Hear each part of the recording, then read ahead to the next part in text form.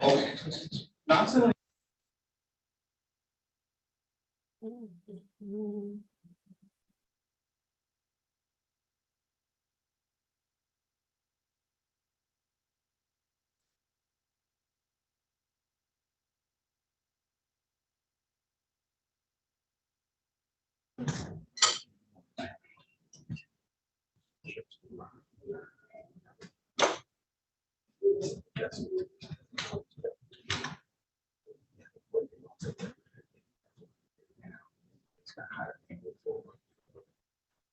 Mr. Flanagan? Yes, Your Honor. Wait, never mind. Hold on before I ask you a question. Oh, yeah. This is it. Mr. Flanagan, do you have any information on Rivera? I don't see that on my docket. No, it was removed, and he's been moved to August 25th. Why? Let me see. What was it scheduled for? Sentencing. And it was moved to August 25th. Yes, let me find the case number. Actually, I don't have a case number for it. Michael Rivera. Oh, here it is. I have it.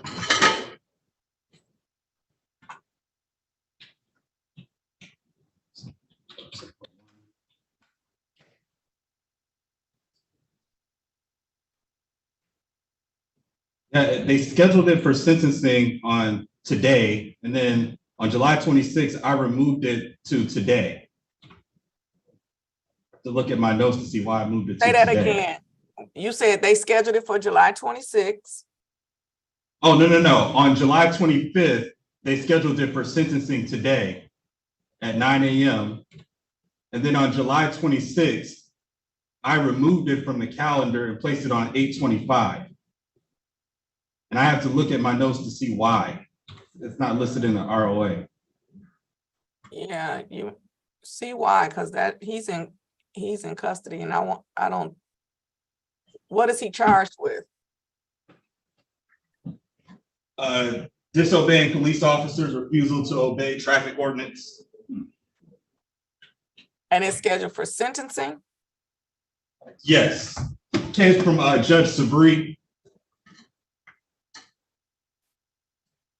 Yeah, that's probably something that we can. That doesn't sound like I need to adjourn that. Can Okay. I'm gonna put send me the register and send it to Miss Ritter. Yes, Well, ma'am. Ritter, you have the register. You're looking at the register. Yes. No, I mean Miss Ritter. Good, I don't.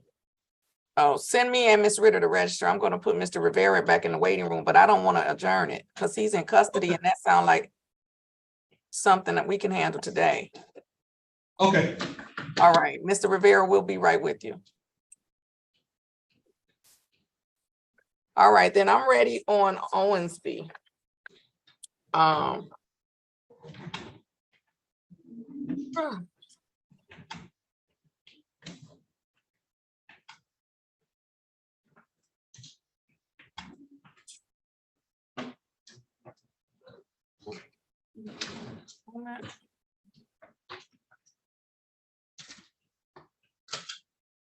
Okay. All right, this is case number 235662601.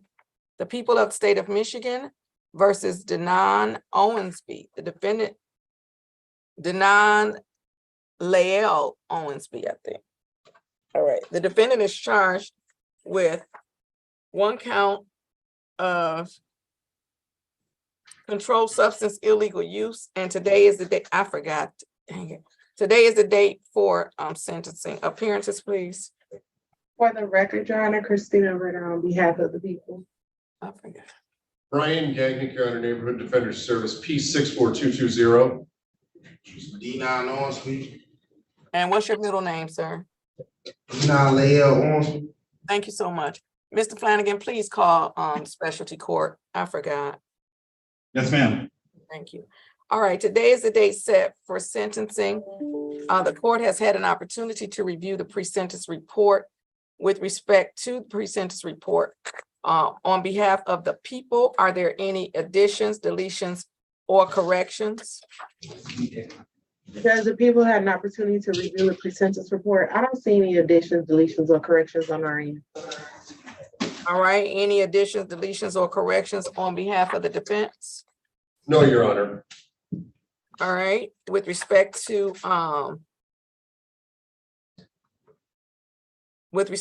sentencing, is there anything on behalf of the people? So Judge, I know there was a plea agreement for reduced charge to use of controlled substance. And the plea agreement was for any terms and conditions set by the court. The only issue that I'm seeing as far as the pre-sentence report is that it's incomplete. So I really don't have an input on a referral to drug treatment court at this time. All I right, know that probation recommended 12 months, but if the court sees fit for drug treatment court, the people have no objection to that. all right, on behalf of the defense? I might be able to fill in some of the blanks, Your Honor. My client was on a pre-existing probation to the circuit court. It appears it's now Judge Nicholas Hathaway's case. My client has appeared regarding this matter. I know there are terms and conditions with that are similar in nature to this case here. He was extended on his probation 1 full year because of the contact in this case. But we would not object to anything additional, drug court, et cetera, that the court feels is appropriate. Would Mr. Owensby like to make a statement on his own behalf? Is there anything you wish to say, sir? No, ma'am. All right, so the court is going to do the following. Now, my observation is that Mr. Owensby did not participate in the pre-sentence investigation process. And the only information that I have, of course, is the information that is public. That also means that Mr. Owensby did not submit to a current drug test. I'm going to have the drug court to come over and interview Mr. Owensby. I'm looking at his criminal history, and there's one charge on his criminal history that I believe Judge Holmes has to make a determination as to whether she will allow him to participate in the drug court with respect to that particular charge, and that's the 2012 case. It doesn't automatically disqualify him, but she, I think that's maybe one of the cases that she has to take a look at to see if she can allow him to participate. So I am going to have him interviewed by sobriety court. And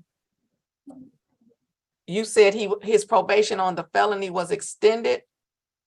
Yes, Your Honor. He appeared in between. We took this plea sometime in early May. In between then and today, he has appeared before Judge Hathaway. Probation was extended. He is part of Flip the Script. Mm-hmm. And not. So I apologize for interrupting you, counsel. You said he's a part of Flip the Script, but is he, Mr. Flanagan, put a pin in that Flip the Script, because I haven't referred anybody to Flip the Script since COVID. And I need to see what their requirements are, because I used to refer people there all the time.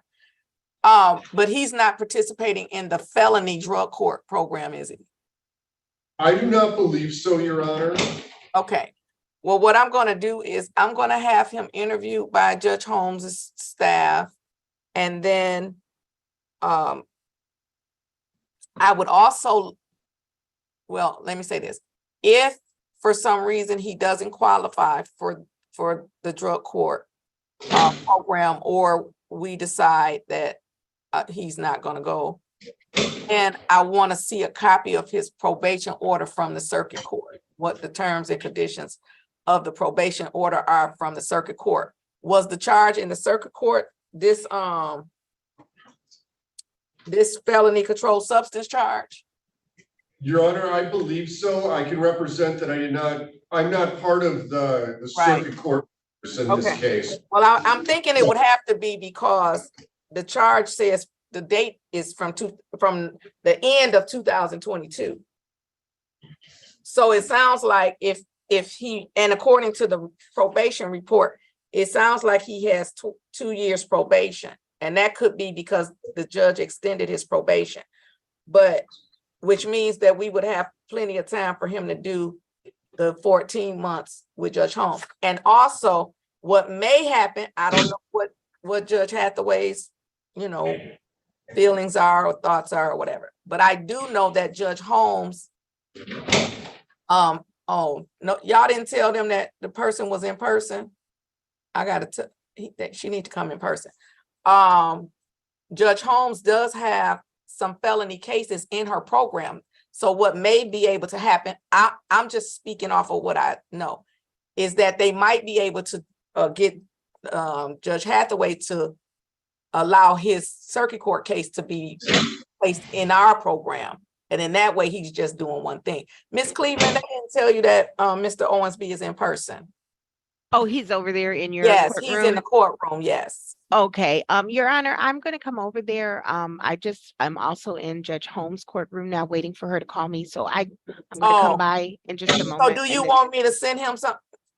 Like, do you want me to just have him sent over to probation so you can? I can, because I think he's going to be sentenced today, correct?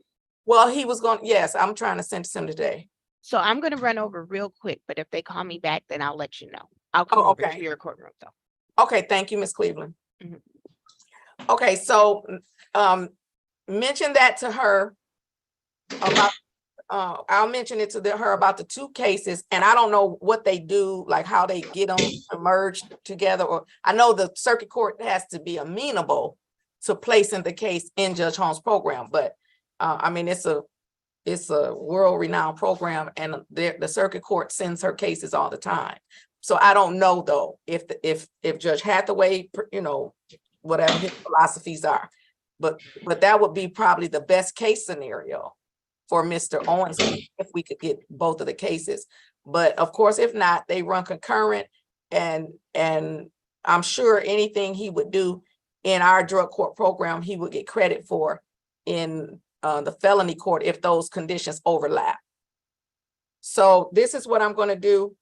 Counsel, I don't want to hold you up. So let me say that it is my intention to sentence Mr. Owensby to our sobriety court if he is eligible. And then for your information, even though there is a 12-month recommendation, which I'm going to talk to probation about this because I don't know why they do this, even though they recommended 12 months, Judge Holmes' program requires 14 months. But again, if he's on for 2 years with circuit court, then that wouldn't be a problem, and they could run concurrently. And he might, if Judge Hathaway was amenable, that might be an opportunity for him to even get discharged early from the sobriety court. Also, I don't know what his situation is with his license, because again, let me see. Yeah, so according to this report, he owes 36 District Court a lot of money, and his license is suspended. Sobriety court is the only way he can qualify for the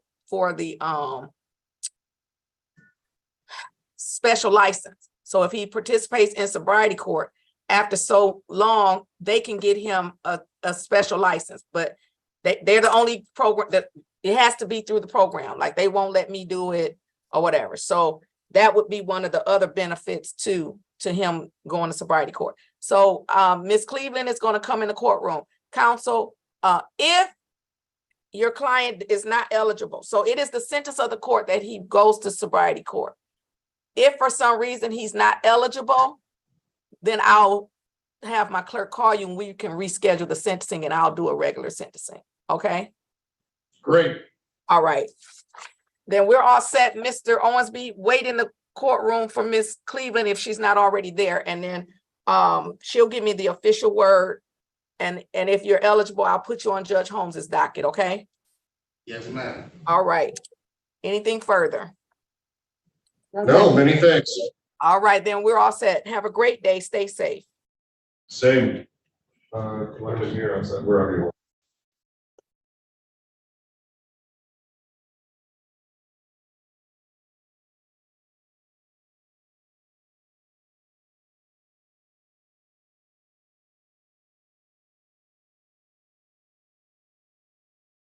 All right, I've just texted Miss Stevenson, and I'm gonna step away just for a moment, and then she should pop out.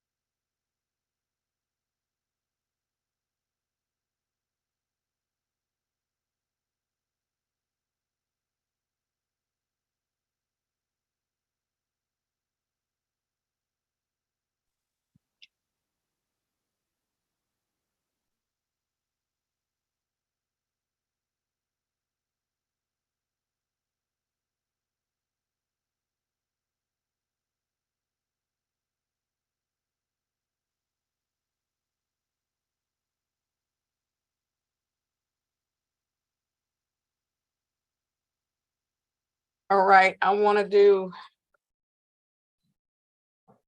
this order. I want to try to clear up the jail screens with respect to Mr. Rivera. Ms. Stevenson, for some reason, he was taken off the docket for today. Mr. Flanagan hasn't figured it out yet, though. And um,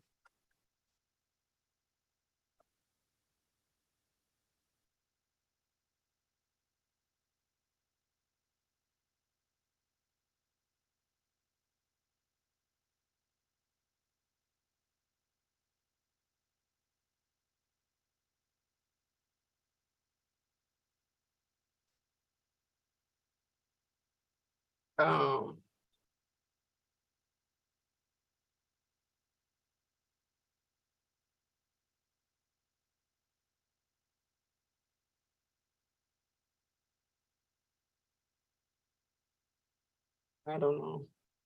I don't know why they scheduled him for a pre-sentence investigation. He's in jail. Anyway, I'm sentencing him today.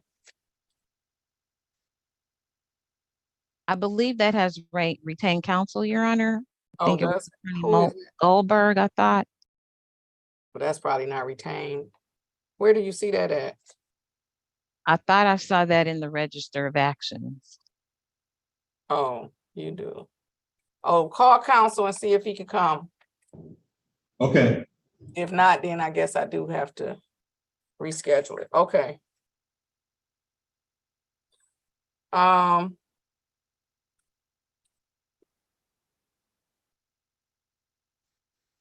Let me. All right, so I'm gonna do. What happened to the Wayne? Oh, they still in there. She's not, y'all didn't talk to her yet. Okay, let's do Reeves. And Who were you just asking about? Oh, okay. the other jailer. You know, I think we're ready on her. That just got adjourned to, I talked to her when she was here just a couple days ago. Okay. I'm ready on Wiley. And Guthrie, is Guthrie here? He's in the hallway. I'm gonna have him come and sit with at my doorway. I'm ready on Wiley, Guthrie, and Reeves. And let me just let the jail know. Mr. Rivera, I didn't realize that you have a lawyer. I was thinking that it was the defender's office, but we're trying to see if Mr. Goldberg is available to come today, because your case was actually not on the docket today. They had adjourned it to the 25th, but since you're here, I think we could go ahead and do it, but I'm trying to contact your lawyer. So that's the holdup, okay? All right. All right, so let's go with Reeves first.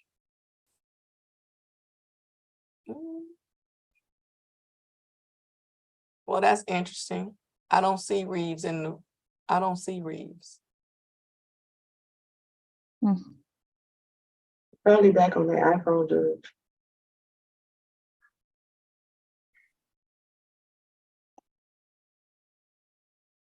You think there was an iPhone? Okay, it might be. I hope so. Let's see. Let me put on my security. Too late. Okay. I was moving slow. All right, sir, are you Mr. Reeves? Yes, I am. Okay, let's try to make sure we don't leave and come back. Okay, thank you so much. Someone called me. I Oh, thought I put pressed your ignore. phone I on put do it on not do not disturb. disturb. Yeah, put your Yeah. phone on do not disturb. All right, I'm ready on Reeves. This is case number 234434201. The people of the state of Michigan versus Martise Troy Reeves. The defendant is charged with 1 count of assault and battery. Today is the date set for a pretrial conference. Appearances, please. For the record, Your Honor, Christina Ritter on behalf of the people. I also have the complainant witness present via Zoom this morning. Mr. Gay, unmute yourself and state your name for the court, please. Yes, it's Julian Gay. And for the record, Your Honor, Janice Stevenson appearing on behalf of Mr. Martise Reeves. Mr. Reeves, sir, please tell the judge your full name. Martise Reeves. Full. What's your middle name? Martise Troy Reeves. Thank you. Today is the date set for a pretrial conference. Ms. Stevenson, how are we proceeding? Mr. Reeves will continue his plea of not guilty, Your Honor. We would ask that this matter be set for final pretrial conference, and we would request discovery. I didn't check to see if it was already sent, Your Honor. It wasn't already ordered, though. Right. But okay.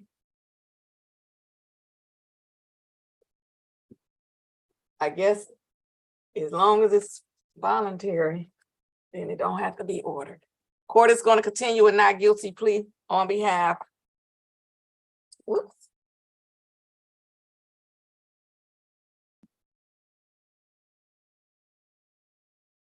Keep trying, Mr. Flanagan. Keep trying for a minute. Okay. Court is going to continue a not guilty plea on behalf of Mr. Reeves, and I will set the matter for a final pretrial conference. Was it sent, Ms. Ritter? No, Judge, but I'm sending it right now. All right. And when you say you're sending it, is that paper, is it any video or no? Yes, Judge, there are videos. Oh, and you're sending it now because you have the videos? I wonder who had made y'all. I wonder how y'all started just having them videos. Like, it was some judge they told me that did. I wonder who that was. All right. Okay, so then in that case, the court is going to set the final pretrial conference for. All right, let's go, Mr. Flanagan. How am I looking on October 12th?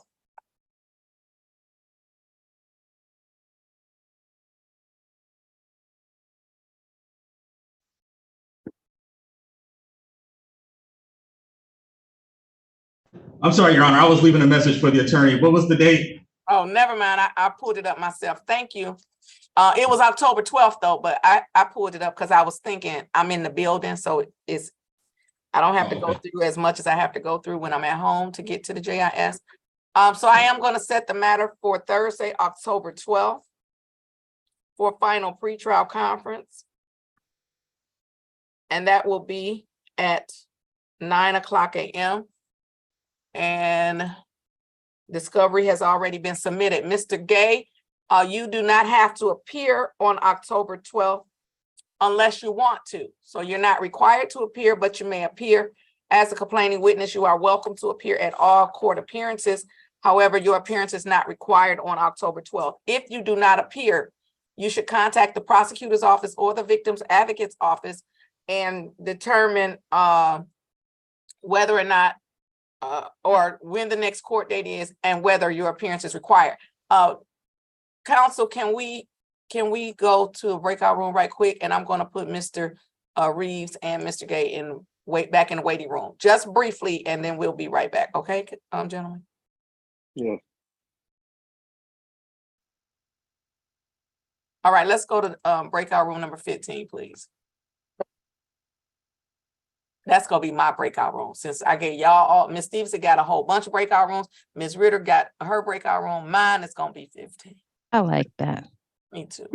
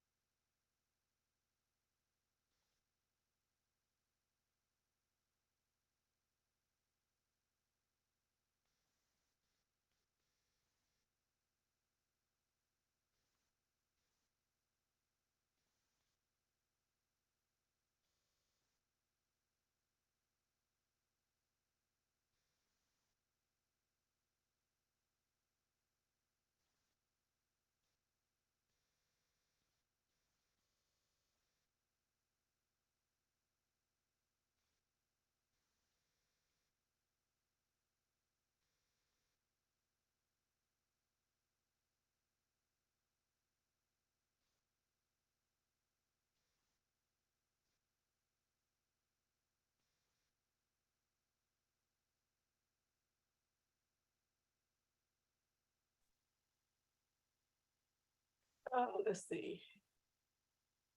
That was Reeves. Okay, Reeves. Whoops, I let in Brooks. I didn't mean to. You need to speak with Brooks though, don't you?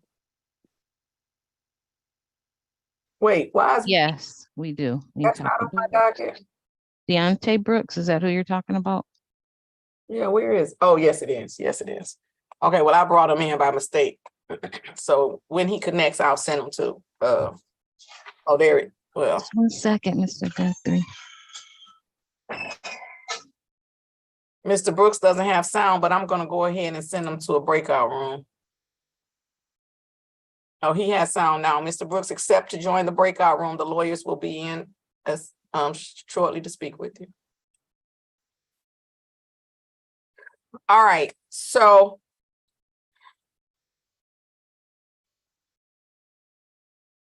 I think I was letting Mr. Gay know that he does not have to appear, but if you don't appear, contact the prosecutor's office or the victim's advocate's office to find out when the next court date is and whether your appearance is required at that next court date. Anything further for the record? No, thank you, Judge. Nothing on behalf of Mr. Reeves. Thank you, Your Honor. All right, then, gentlemen, we're all set. You both have a great day. Stay safe. Oops. You too. Thank you. Thank you. All right, you're welcome. All right, let's do who else did I say? Well, let's do Wiley. That's the next. That's at the top of my list.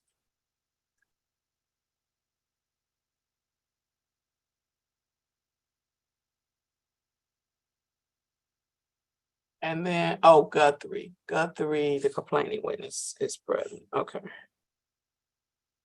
All right. Mr. Wiley, please start your camera, sir.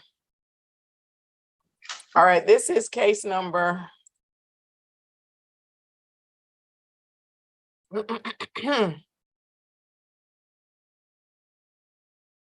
234410701, the people of the state of Michigan versus Timothy Anton Wiley.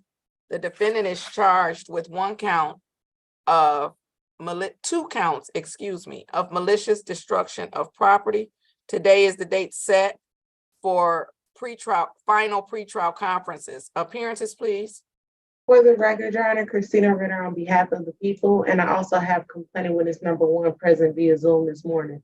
Mr. Shami, unmute yourself and state your name for the court, please. Muhammad Shami.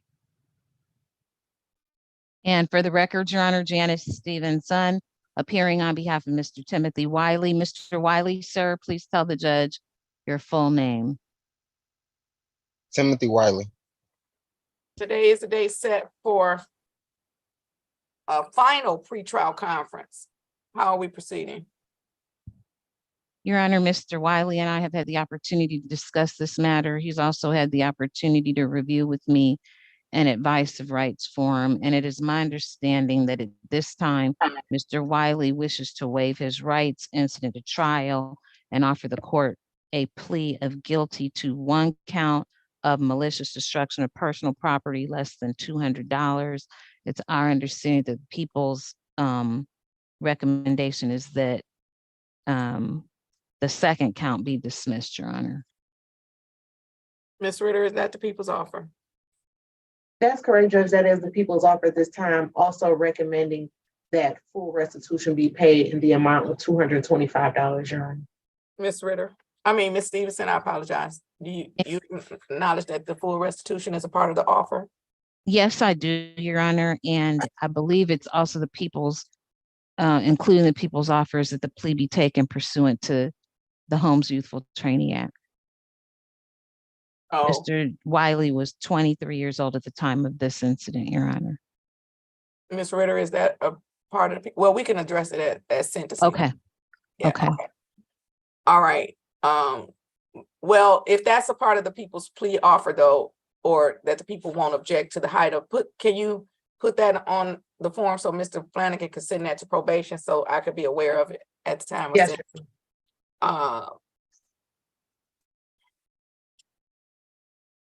And then I'll see how we're gonna do with the height. I just want to make sure he hasn't had 5 other heighters before I agree to that. So nonetheless, Mr. Wiley, you heard your lawyer indicate that you want to accept the people's offer and enter a plea of guilty today to 1 count of malicious destruction of property. Is that what you want to do, sir?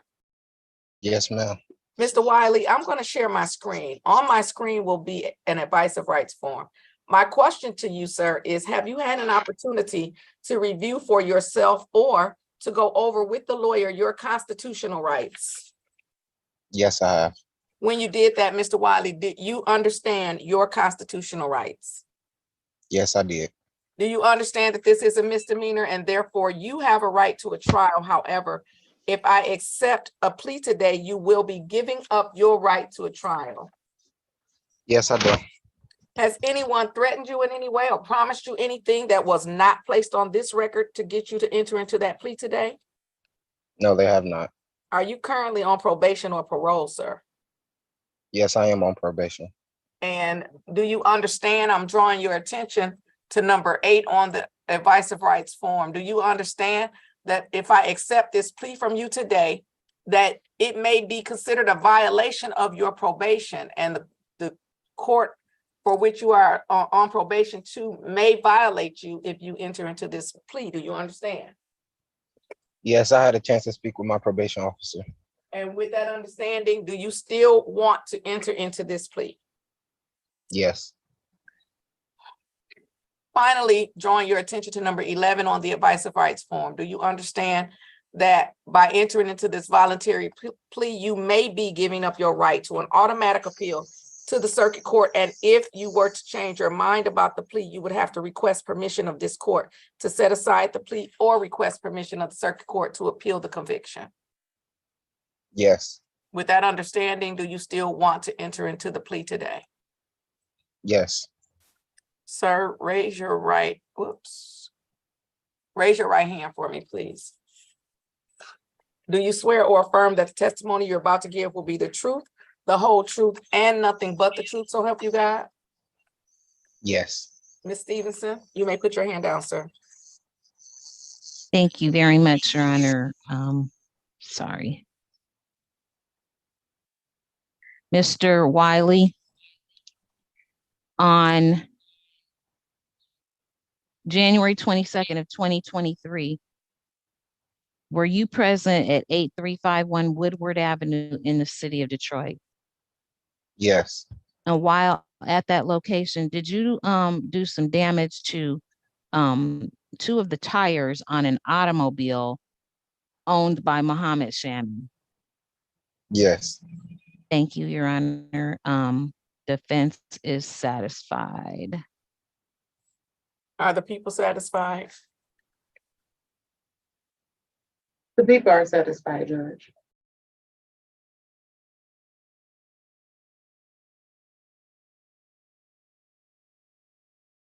The court is satisfied. I will accept a guilty plea to one count of malicious destruction of property, and in exchange for that plea, the court will dismiss the second count of malicious destruction of property.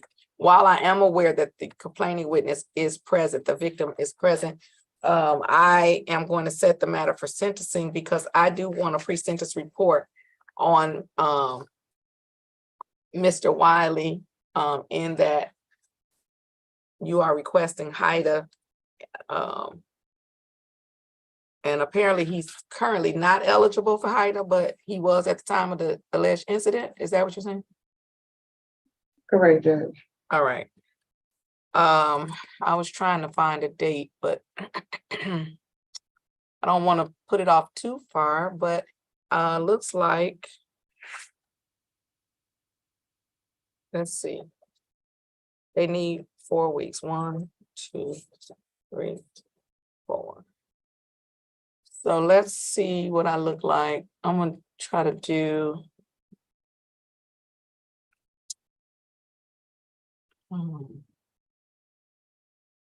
So that's, oh, I'm gonna be in that trial, that's why. Okay.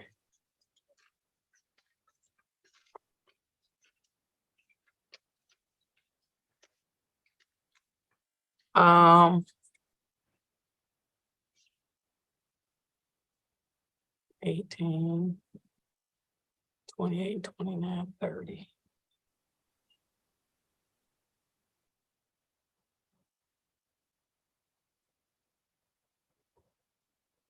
All right.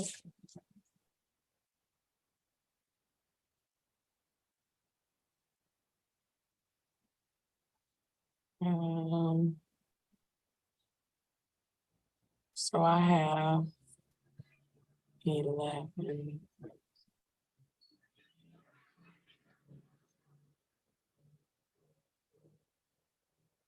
Right. 7, 8, 9, 10. Oh, that could work. Let's do, let me see, make sure I'm reading it right. Oh, no, I'm not. Hold on. September 11th, I have, that's 11. But those are, okay, that's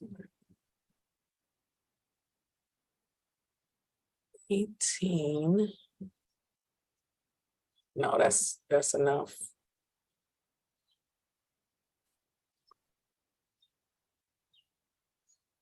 All right.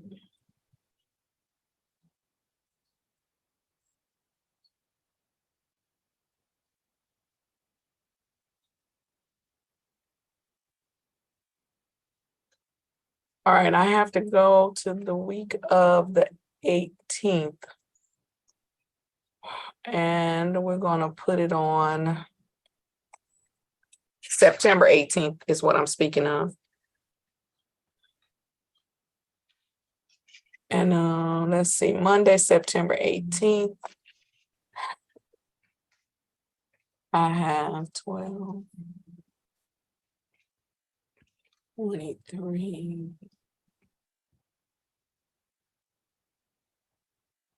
And a possible trial. All right, let's go with Monday, September 18th.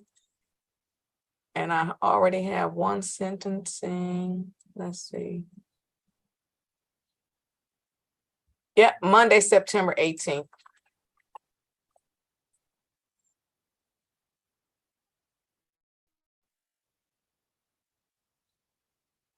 I'm sorry, for what time? Hold on, I haven't said the time yet.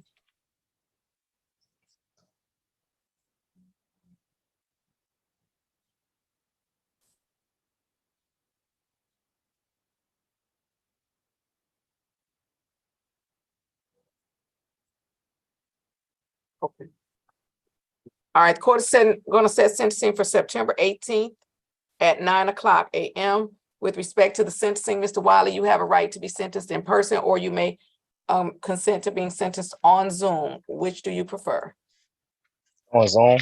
All right, then the court sets the matter for Zoom at 9:00, September 18th. Prior to the sentencing, probation is going to contact you to conduct a pre-sentence investigation. They're going to call you, and if you don't respond, they're going to leave you a message and mail you a letter. Please make sure that you respond to their letter or their message so that I can have a proper pre-sentence investigation so that I could consider whether I'm going to give you the HIDA, which I think everybody should get 1 or 2 chances at HIDA. So I just want to confirm that you don't have a whole bunch of them. Mr. Shami, if you want, you can appear for sentencing and make a victim impact statement at that time if you want. You don't have to, but you may. Also, probation will contact you, or they would at least attempt to contact you and get a statement from you. Then if you want to just give a statement to them, I can read it, or you can appear if you want to give a statement. You can appear even if you don't want to give a statement, but I'm just letting you know you have a right to give a statement. All right, anything further with respect to Mr. Wiley? No, thank you, Judge. Nothing on behalf of Mr. Wiley. Thank you, Your Honor. All right, then Mr. Wiley and Mr. Shami, we're all set. Have a great day and stay safe.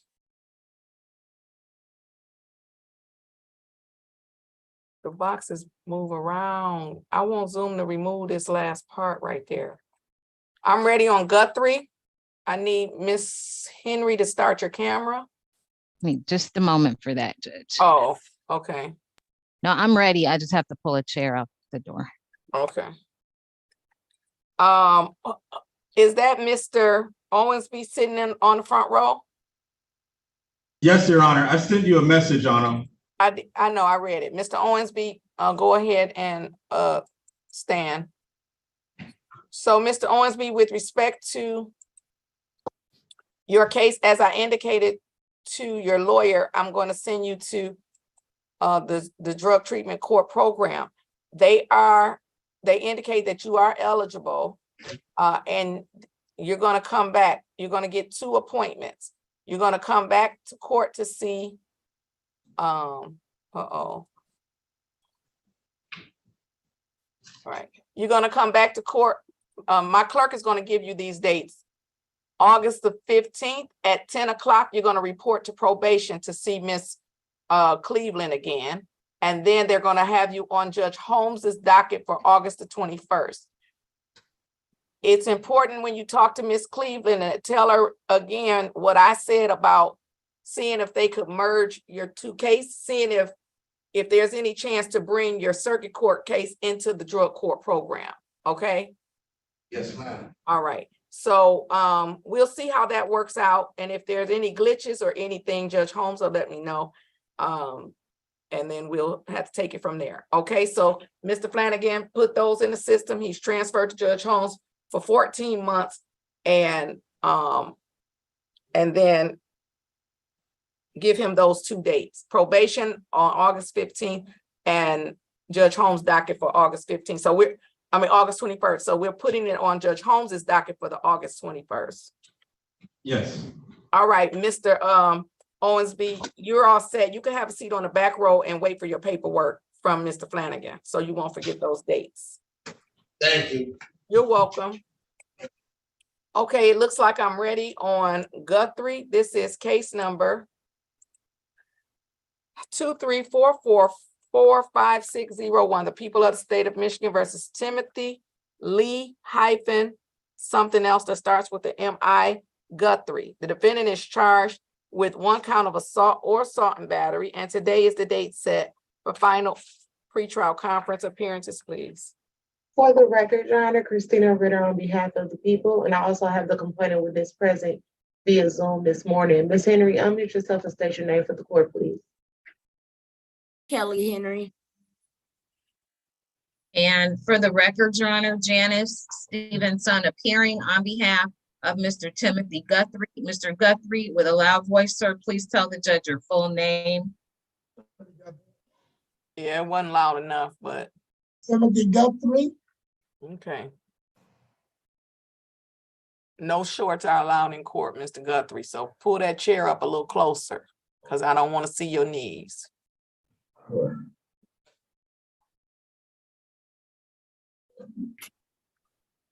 Hey, what's going on? All right.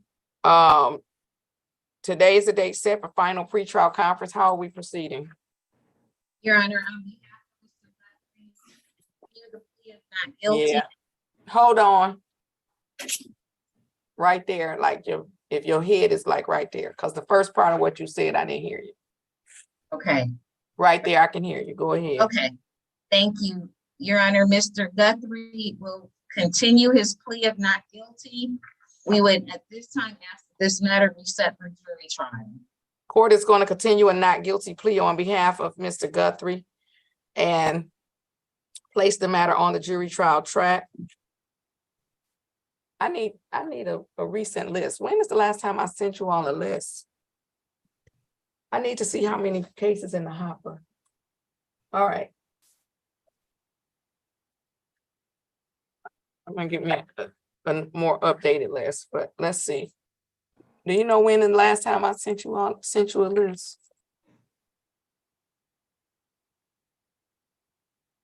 Let's see.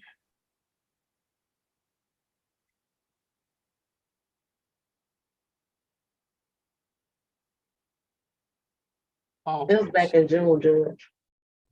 okay. All right, nonetheless, I was trying to give them.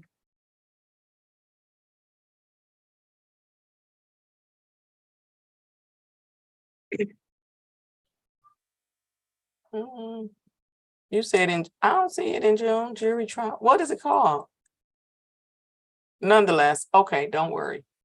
I'll look it up. I need to get an updated list of how many cases are in the hopper for the jury trial so I can get a better idea of whether I can just start giving dates, because I could potentially just give dates for the latter part of the year, reserving the middle part of the year for the cases that are already in the hopper. But nonetheless, okay,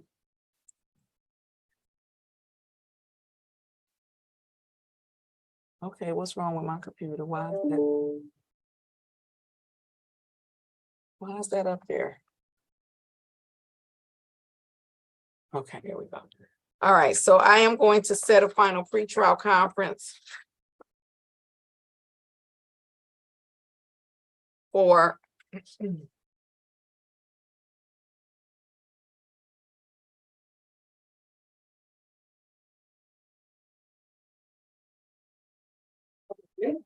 Thursday, March the 7th at 9:19.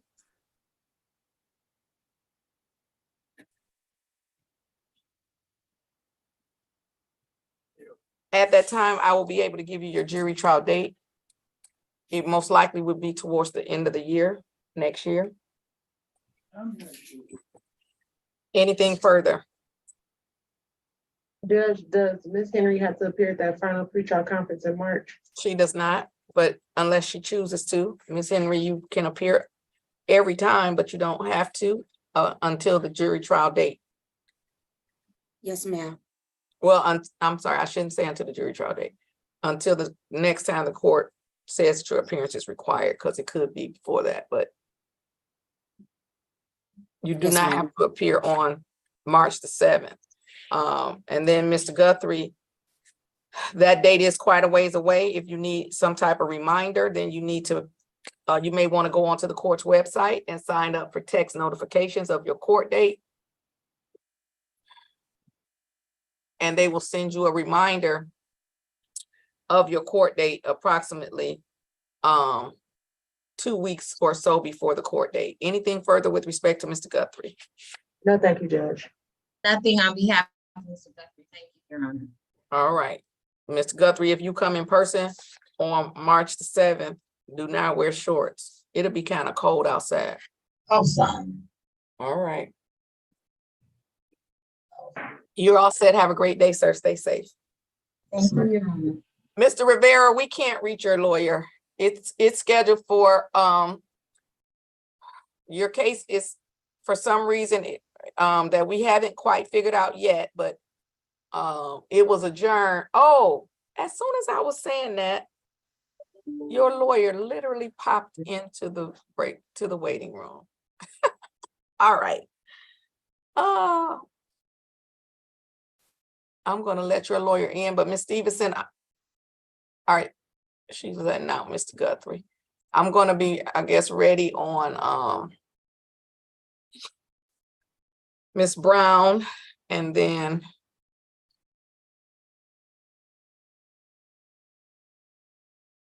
good morning, Mr. Goldberg. Good morning. How are Mr. you doing? Goldberg, I'm wonderful. Thank you for zooming in. We couldn't, your client was here. They zoomed him in. We couldn't figure out why it was adjourned from today. Judge Sabri said it, and then for some reason, my clerk adjourned it, but we didn't figure out why. And so since your client was here, I thought we should go ahead and try to do the sentencing since he's in custody. Yeah, and I actually left 2 messages with the court saying where he was, just in case, but that I'm in a conference room with the federal court in Ann Arbor right now. Oh, And I'm glad they let you use I'm glad they let you use the conference room, because it used to be a time Yeah, we couldn't even bring phones in the federal court. yeah. Yeah, So, we couldn't even bring phones, couldn't check on our kids. So listen,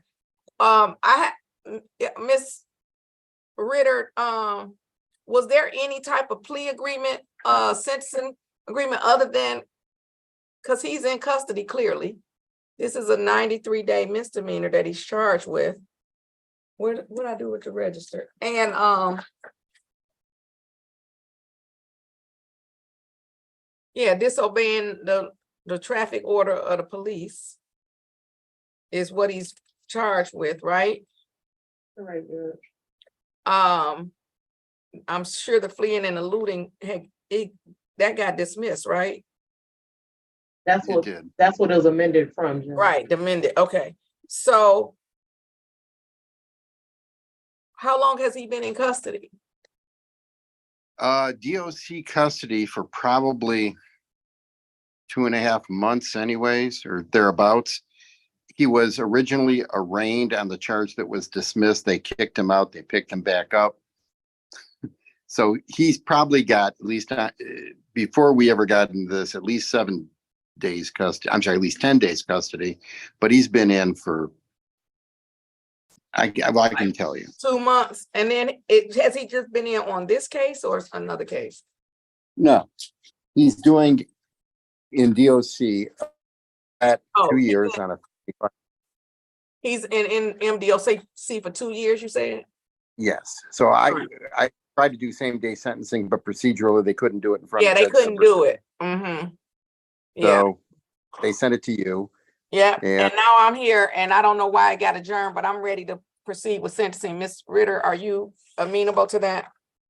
I am amenable to that, Judge. And for the record, I don't see a plea agreement in the file that I have. However, I'm not opposed to the court giving Mr. Rivera credit for time served. All right, so this is case number 235745701. The people of the state of Michigan versus Michael Joel Rivera. The defendant is charged with one count of disobeying the police officer, refusal to obey traffic order. And today was the date set for sentencing. And for some reason, it got adjourned to the 25th, but there's no need, in my opinion, to wait until the 25th, based upon what I am 99.99% sure it's going to be court sentencing. Appearances, please. For the record, Your Honor, Christina Ritter on behalf of the people. Your Honor, Marshall Goldberg on behalf of Mr. Rivera, P number 35788. And Mr. Rivera, are you able to unmute and state your name?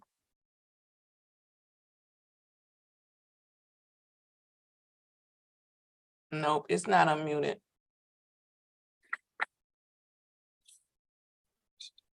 All right, don't worry, Mr. Rivera. Is your name, if your name is Michael Joel Rivera, shake your head up and down. All right, he's shaking his head up and down and giving the thumbs up. So today is the date. No, today was the date set for sentencing. And as I indicated, for some reason, it was adjourned to the 25th. However, the court is ready for sentencing. Anything additional on behalf of the people for sentencing? No, Your Honor. Anything additional on behalf of the defense for sentencing? Your Honor, I just say to be safe on the numbers, 30 days, credit for 30 days. Mr. Rivera, oh, there, now it's unmuted. Mr. Rivera, did you want to say anything to me before I sentence you? No, ma'am. All right, and Mr. Rivera, you expect to be, or you're under sentence at the Michigan Department of Corrections for 2 years? Yes, ma'am. All right, the court is ready to impose sentence, and I am going to do so in the following manner. I'm actually going to impose 45 days, Wayne County Jail, credit for 45 days served, and close the matter out. Thank you, Your Honor. You're welcome. Anything further? No, thank you, No. Judge. All right, then we're all set. Mr. Rivera, have a great day, stay safe. And despite where you are, have a great day, stay safe, and I hope your next 2 years are easier than harder, okay? All right, thank you. Have a good one. All right, you're welcome, thank you. I'll talk Thank to you, you. counsel. Thank you for logging in, thank you. All right, Mr. Gregory, are you ready on Ms. Brown? Not on Miss Brown, Your Well, Honor. why your colleague leave then? Why your colleague leave? Because she just be doing whatever she want to do. All right, let me tell her to come back. Mm. All right, and then I need to update my docket, but are you ready on? Are there any 8:30 people in there? You all have Mr. Raku Jones with that plus sign, but I told him he can't come to court with no telephone. So Okay. he can't come to court with no telephone.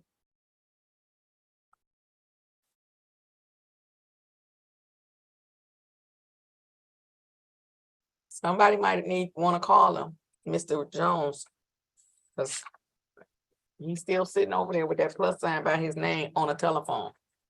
Your Honor, if it will be all allowed, could the court place him back into a breakout room?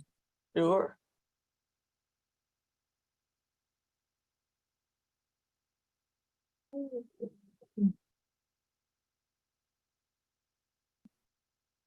All right, this is case number 4489901. The people of the state of Michigan versus Nicole Brown. Defendant is charged with one count of assault or assault and battery. And this sounds like something Ms. Stevenson did.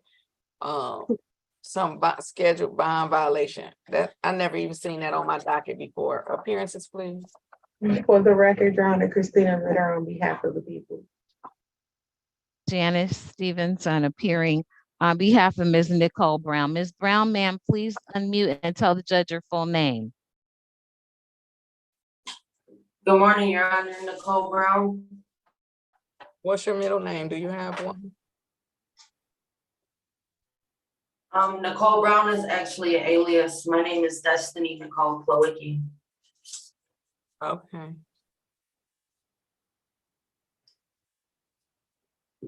Mr. Flanagan, do we have an alias on her file? On the file, yes, Your Honor, it does state that. Okay.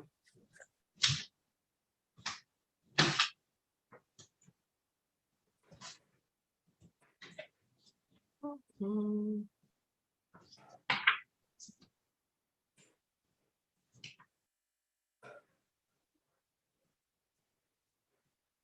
So is this the case? When was Ms. Brown here previously? Ms. Brown came to this courtroom for a tether violation on, I don't remember the date. I think it was Monday. And because of the specific conditions that this court ordered so the court, I'm not sure if the court has the tether violation, but the entire violation hearing was adjourned to today to be heard by this court. Oh, so okay. So this is different from the one that Judge Yancey asked me about. Yes, Judge. I think this is it. I think this is the one she would have been asking you about. No, Judge. This case was heard in front of Judge, or the tether violation was originally in front of Judge Jefferson. So I think this was. Oh, that's right. This That's one right. Oh, Thank you, Ms. Ritter. You're welcome. okay. Well then, let's see.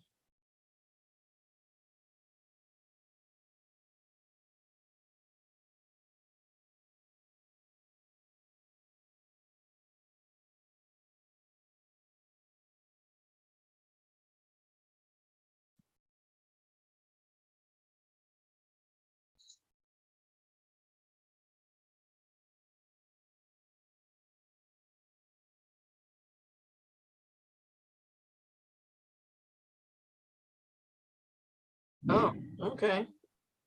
Ms. Stevenson? So, well, my request is the same that I would have made to Judge Jefferson, in that the court did have some pretty specific tether conditions that Ms. Brown was only to be released to a treatment facility, Your Honor. So I'm not sure even how we got into this situation, but I am asking that the matter continue as scheduled to. Well, what treatment facility did she get released to? I don't think she got released to a treatment facility. This is the violation, say she was in an automobile. Well, that doesn't mean she didn't get released to a treatment facility. The treatment facility, they're gonna let her go. They're not gonna hold her against her will.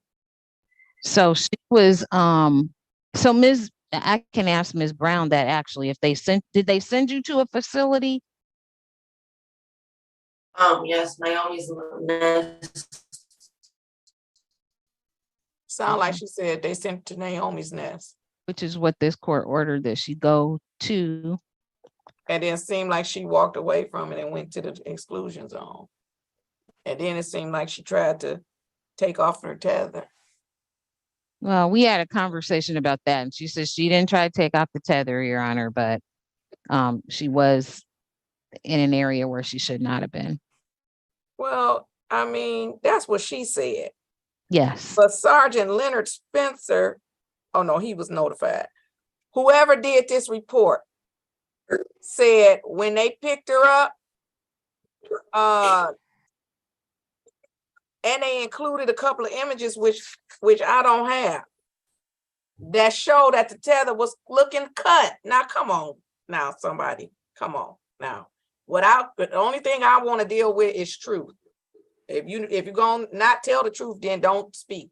So they said they had, now I don't have the photographs, so let me just be clear. My copy of the tether report violation report does not have a photograph, but it says that the signal shifted into cellular triangulation. This usually happens when the subject has poor signal or the individual is trying to mask the device.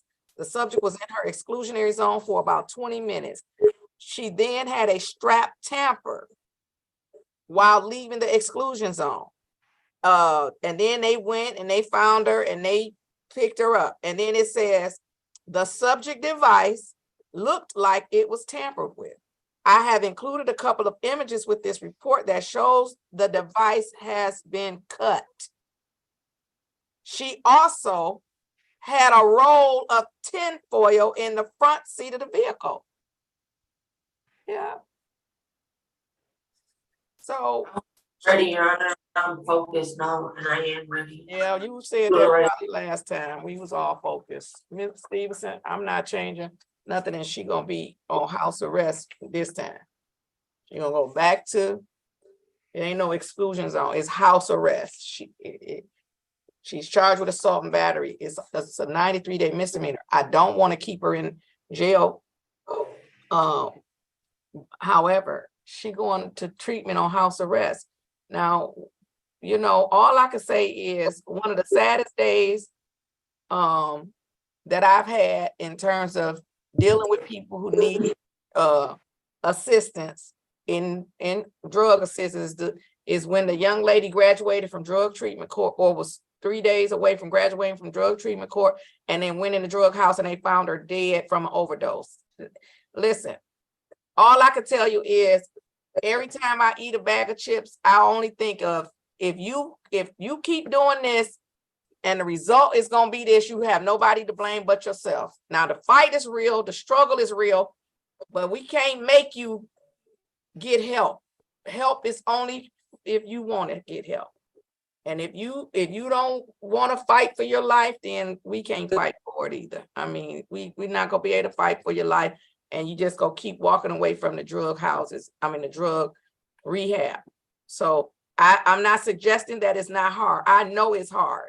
I know it's hard.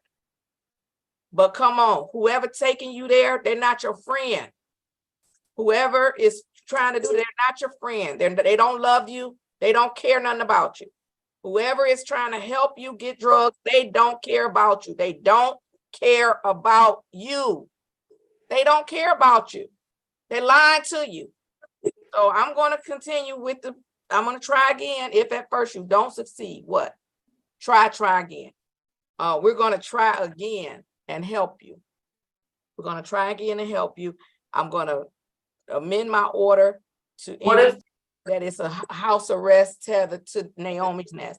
Now, if she walked away, I don't know if Naomi's Nest gonna take her back, but I don't know their rules. I'm hopeful that they're open to receiving people who walk away because they should know that,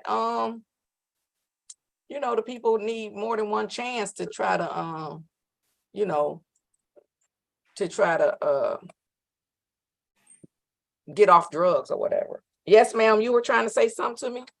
Yes, Your Honor, I don't know if my insurance is gonna pay for it because we don't, we don't even need no insurance. We not looking for no insurance. It's the 1-800 number. 1-800 get help for drugs. I called it, they only do it 3 times a year, and I voluntarily went a couple months ago and did complete a program. But before that, it's Naomi's Nest or jail. That's all I could tell you. That's it. That's all.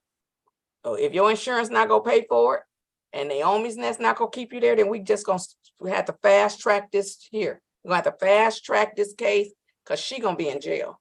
Because where she's not gonna be is at a drug house on my time, while the case is pending in front of me. So it's Naomi's Nest, or I won't say Naomi's Nest. It's a treatment facility or jail. Now, if we want to go ahead and try to resolve the case, I could put her on the docket right quick. You could decide what you want to do. And if it is turning out to be a plea, we can get her into drug treatment court and they have much more, you know, They have much more ability. The person don't have to have no insurance to go to drug court. That's why I know what I'm saying. Ain't no insurance of all. We can't say drug treatment court is only for people with insurance. Absolutely not. No. Okay. They have money to pay.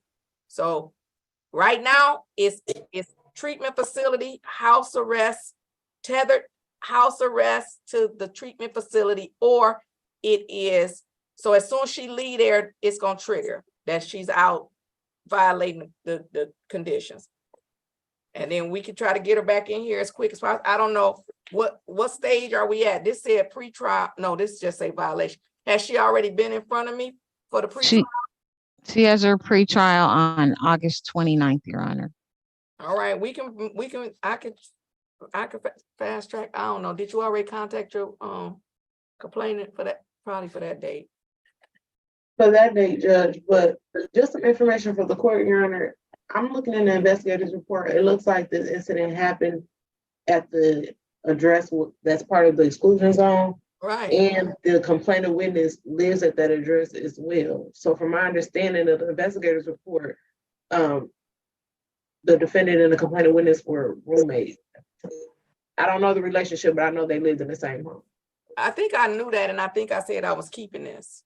Okay. Because Judge Garrett is off, and I wasn't going to risk it. That's fine, Judge. I just wanted the court to know.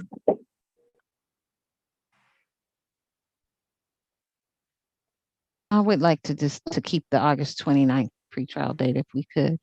All right, well, we're gonna keep it, and right now she's gonna be in jail or she's gonna be at a treatment facility on house arrest.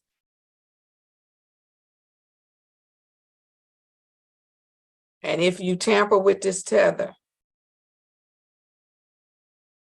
you just gonna be in jail. And just tell y'all sure know how to tamper with a tether. Yeah, you can put that aluminum foil on there, they still gonna find you. Like, really, literally, you think? If it was that easy to just, put some foil on there, they don't know how to find you. Violated already. As soon as you put the foil on there, as soon as they can't track you, you violated. But I mean, I'm just gonna do the best I can while I have you with me. And after that, if you're gonna go somewhere and just be on drugs, then I won't be able to do nothing about it. But while you with me, we're gonna fight. I'm gonna be in the ring, I'm fighting, and then we'll see how it works out. So that's my order. House arrest to either back to Naomi's Nest or positive images, please. No, that sounds like somewhere you know the system at. No, no, we ain't going to positive images. You sound like you know the system. So now that you said that, I'm gonna exclude positive images. She can't go to positive images. She can only go to Naomi's Nest and Team Wellness.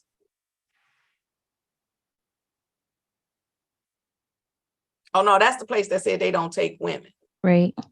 So Naomi's Nest, I'm gonna call Judge Holmes to see where else they send women, and we'll put it on the list, but not positive images. I only asked there because it's a good program and I have completed it before. Well, then how good is the program? So let's talk about that. How good is the program if you completed it and we back in the same situation? That's like somebody saying, I went to a great law school, but I can't pass the bar. I've been taking it for 10 years. No, then your law school wasn't that good. It didn't teach you the stuff you needed to know to pass the bar. Either that or you just not participating. So it wasn't no good program if you back in the same situation. So now we're gonna send you to a great program. We're gonna forego the good program. We're gonna try to find a great program. Okay. Anything else with respect to Miss Brown?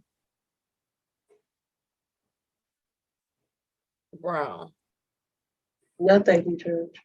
No, thank you very much, Your Honor. And we're all set until August 29th, and she'll either be at a facility or she'll be where she is.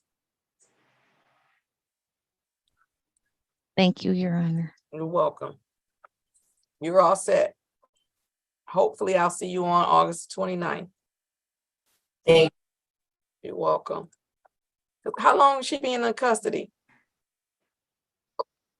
Since August. about a month. It hasn't been no month. It said August 2nd on the report. It might seem like a month because you probably been high the whole time. No, because I was, and then I came back a couple hours later.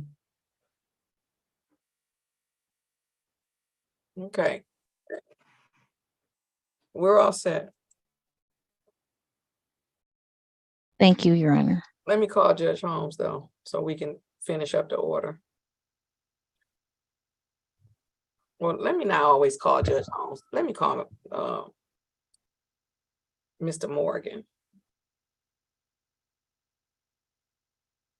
Well, just remind me. Let's get these people out. Remind me to call Mr. Morgan so we can finish that order. All right, I'm ready on. I don't have anybody highlighted 834 or 835. Is that correct? Yes. Okay. Then let's go to Arnold. And then I'm gonna go ahead and bring in Alan and Lovejoy so somebody can talk to them as well.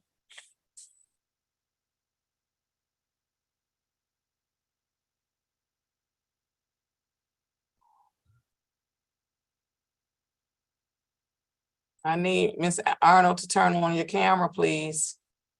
All right. And then Lovejoy and Alan are connecting. But, so I'm gonna, well, let me share my screen just a moment to address them. And while I'm doing that, this is case number 234446301, the people of the state of Michigan versus Latrina Arnold. Defendant is charged with one count of assault aggravated. Today is the date set for final pretrial conference appearances, please. For the record, Your Honor, Christina Ritter on behalf of the people. Janice Stevenson on behalf of Ms. Latrina Arnold. Ms. Arnold, ma'am, please tell the judge your full name. Yes, Latrina Arnold. Ms. Lovejoy, good morning. I'm going to send you to breakout rooms so you could talk to the lawyers. Please wait for the lawyers to come in to speak with you.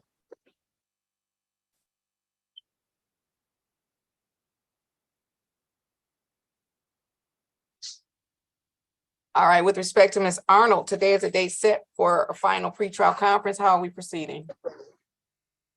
Your Honor, Ms. Arnold and I have had the opportunity to discuss this matter, and she's had the opportunity to review with me in advice of rights form.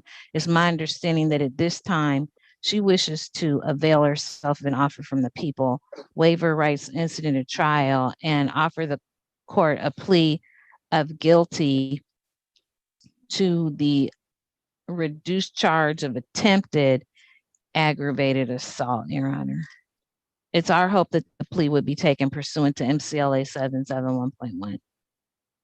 Ms. Ritter, is that the people's offer? That is the people's offer at this time, Your Honor, which includes a recommendation for a term of probation, at least 12 weeks of anger management, no contact with the complainant witness, and restitution to be paid, if any. Ms. Arnold, would you like to accept the people's offer? Yes. I'm going to share my screen. On the screen, you will see an advice of rights form. My question to you is, have you had an opportunity to review for yourself or to go over with your lawyer your constitutional rights? Yes. When you did that, did you understand your constitutional rights? Yes. Do you understand that this is a misdemeanor and therefore you have a right to a trial? However, if I accept this plea from you today, do you understand you will be giving up your right to a trial? Yes. Have anyone threatened you in any way or promised you anything that was not placed on this record to get you to enter into a plea today? No, ma'am. Are you currently on probation or parole? No, ma'am. Finally, drawing your attention to number 11 on the advice of rights form, do you understand that by entering into this voluntary plea, you may be giving up your right to an automatic appeal? And if you were to change your mind about the plea, you would have to either request permission of this court to set aside the plea or request permission of the circuit court to appeal the conviction. Yes. With that understanding, do you still want to give up your right to a trial and enter a plea today? Yes. Raise your right hand for me, please. Do you swear or affirm that the testimony you're about to give will be the truth, the whole truth, and nothing but the truth? So help you God? Yes. All right, you may put your hand down. Ms. Stevenson? Thank you, Your Honor. Ms. Arnold, on March 20th of 2023, were you present at 5590 John C. Lodge in the city of Detroit? Yes. And was Mashiko Lindsay also present at that location on that date? Yes. And there, on that date, did you strike Ms. Lindsay? Did you hit Ms. Lindsay in her face and on her body at least 3 times? Yes, ma'am. And at some point, did Ms. Lindsay fall to the ground? Yes. Thank you. With that, Your Honor, defense is satisfied. Are the people satisfied?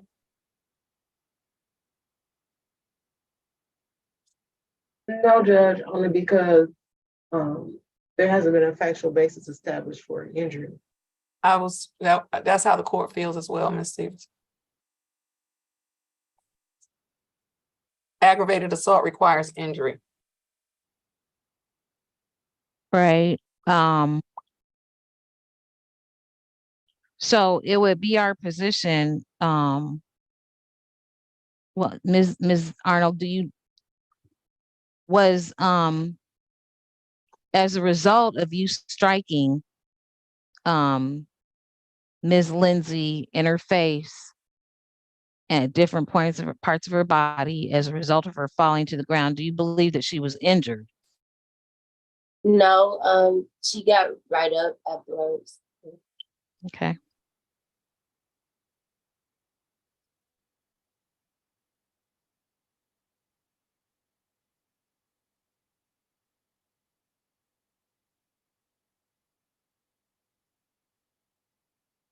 Miss Ritter?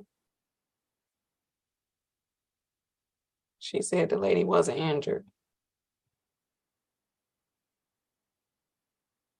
Judge, the people stipulate that the injuries were, I'm sorry, Judge. I didn't say anything. Oh, the people would stipulate that the injuries to Mashiko Lindsay was swollen lip and bruising on her face. And Ms. Stevenson, is there a stipulation for the purpose of the plea? Otherwise, I'm not going to accept the plea because it doesn't rise a factual basis. And I think you were going to say that it was the defense position that she didn't have to prove that she didn't have to allocute to the injury because it was an attempt. No, I was okay. I just thought we established that by the falling. But for purposes of the plea, we would stipulate to the injuries to the face for the factual basis. Court will accept the stipulation, and in doing so, are the people now satisfied? The people are not satisfied, Judge. Thank you. The court is also satisfied, and I will accept a guilty plea to 1 count of attempt aggravated assault. And just so Ms. Arnold is aware, maybe for the future, just because a person gets right up don't mean they're not injured.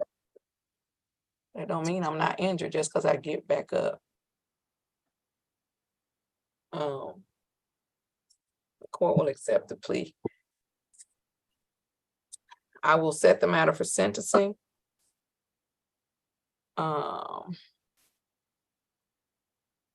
Let's see here.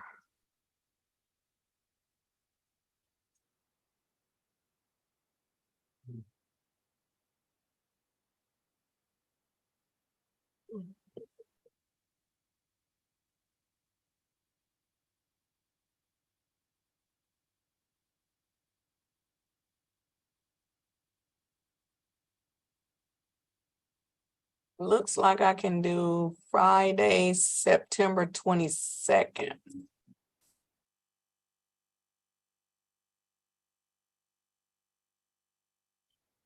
Because that's really one case right there. Yes, Friday, September 22nd, the court is going to set the matter for sentencing. With respect to the sentencing, ma'am, you have a right to be sentenced in person, or you may consent to being sentenced on Zoom. Which do you prefer? So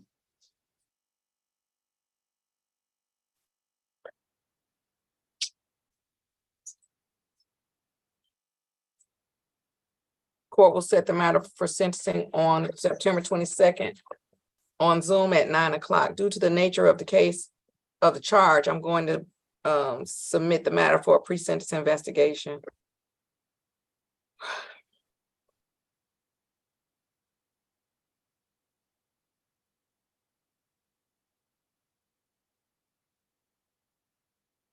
Probation is going to call you. Probation is going to contact you. They will attempt to call you, and if they cannot reach you, they will leave you a message and mail you a letter directing you to contact them.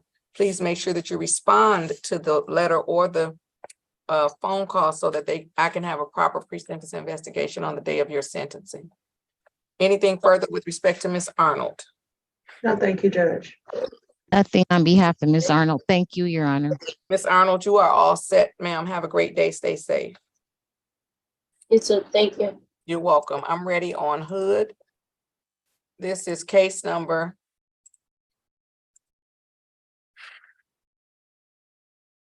234426001. The people of the state of Michigan versus Raphael Hood. The defendant is charged with 1 count of assault or assault and battery. Today is a date set for final pretrial conference. Appearances, please. For the record, Your Honor, Christina Ritter on behalf of the people. Janice, And- Stephen. Oh, I'm sorry, Mr. Gregory. Go ahead, sir. I should have looked at. Your Honor, Austin Gregory, PA 5193, on behalf of Mr. Hood, who's present by Zoom. And Mr. Hood, please state your name for the record. Raphael Hood. Today is the date set for final pretrial conference. How are we proceeding? Your Honor, as this is the date and time for final pretrial conference, we do ask that this matter be set for a jury trial.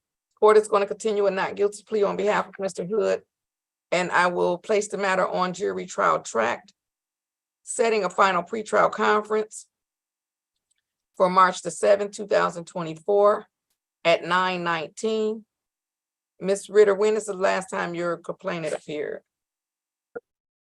Judge, I have that the complainant witness appeared on May 10th of 2023. All right.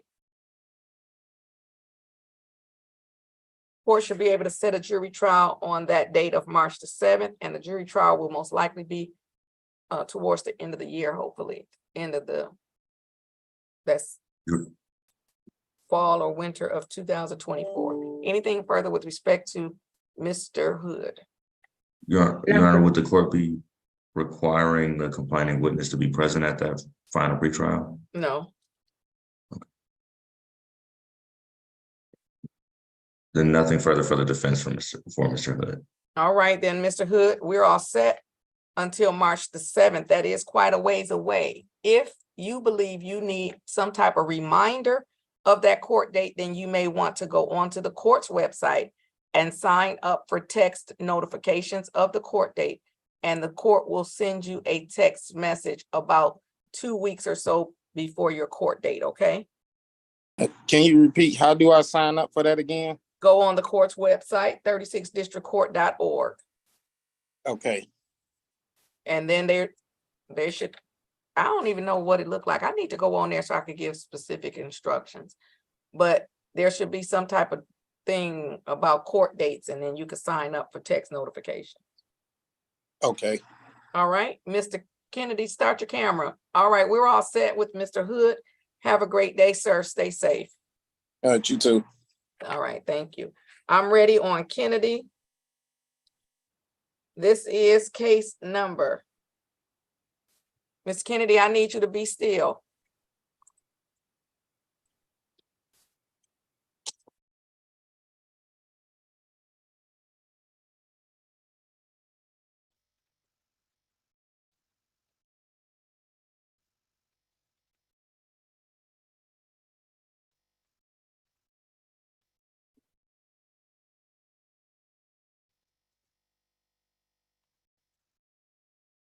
Mr. Kennedy, I need you to be still.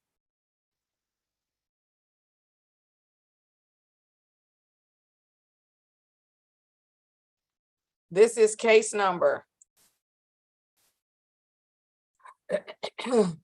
These are case numbers 22-447-9601. The people of the state of Michigan versus Marvin Kennedy. The defendant is charged with 1 count of communication services illegal use. Case number 22-448-1401. Defendant is charged with 1 count of assault or assault and battery. And case number 23-444-6201. The defendant is charged with 1 count of assault aggravated. Today is the date set for final pretrial conferences as to each matter. Appearances, please. For the record, Your Honor, Christina Ritter on behalf of the people. And Your Honor, Austin Gregory, P85193 on behalf of Mr. Kennedy, who's present by Zoom. Mr. Kennedy, please unmute and state your full name for the record. You have to unmute first, Mr. Kennedy. You have to be still too. This is too much. This is too much, Mr. Kennedy. It's a table over there. Can you go sit down at that table? This is too much.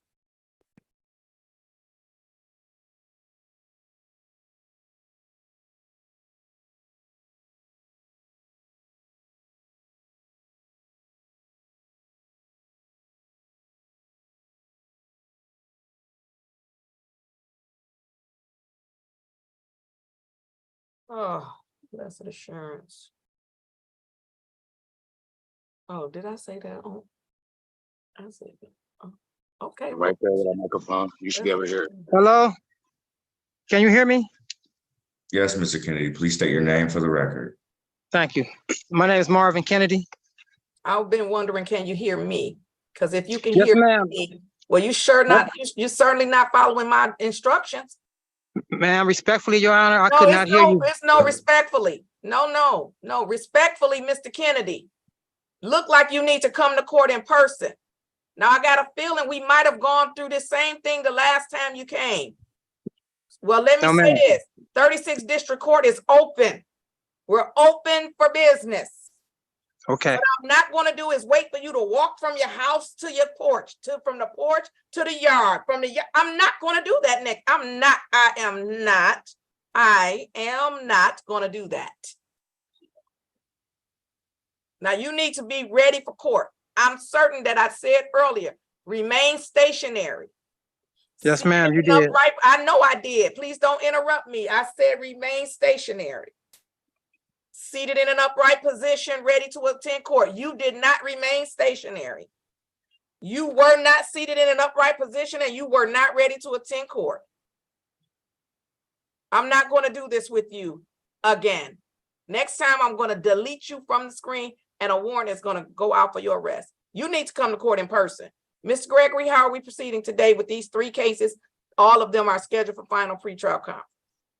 Your Honor, we are asking that these not guilty plea be continued and that they be set on track for a jury trial. Well, okay, and I'm gonna give him a jury trial too, because this right here is too much. It's too much. And he has 3 cases and we're going to trial. And we're going to trial this year.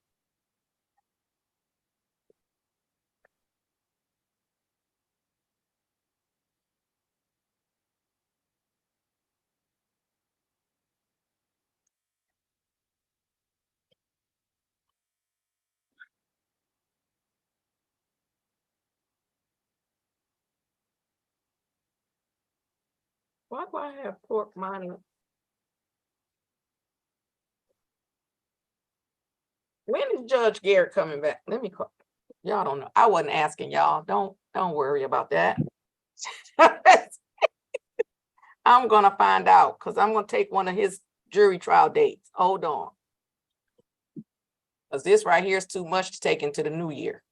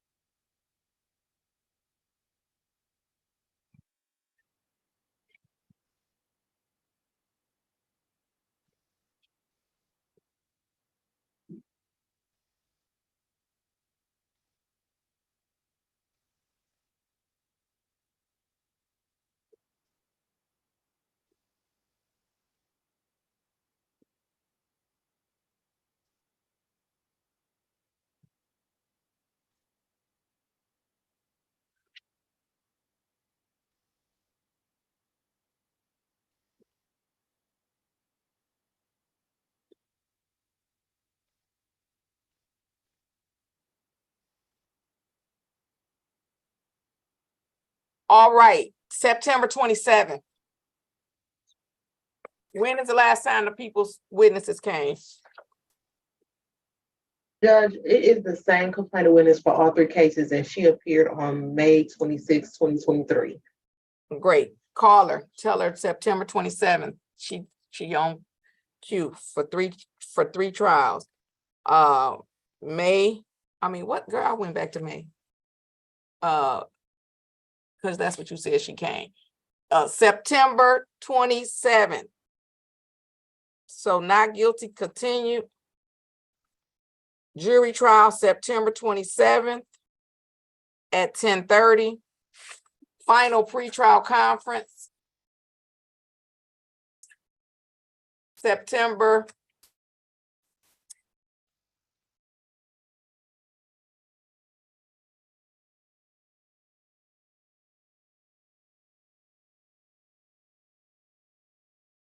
Hold on, when did I say?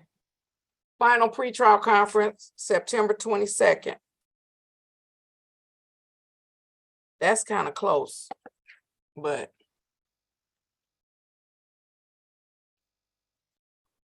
At 9:10.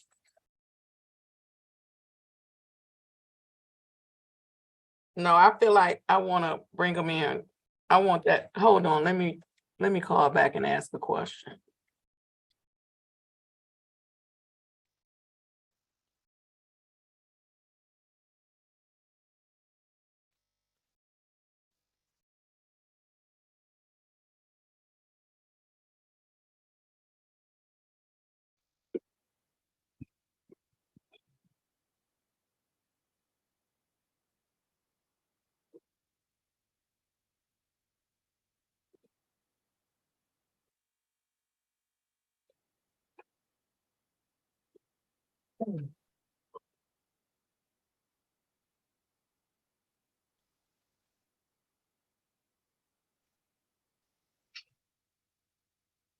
All right, so I'm going to change the final pretrial conference date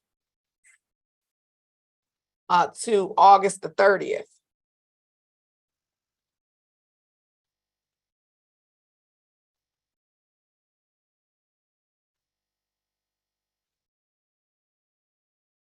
And then let me be clear, if there is an offer on the table from the people, it expires on August the 30th, because then they're gonna bring in the juror, they're gonna summons those jurors for me for that special day.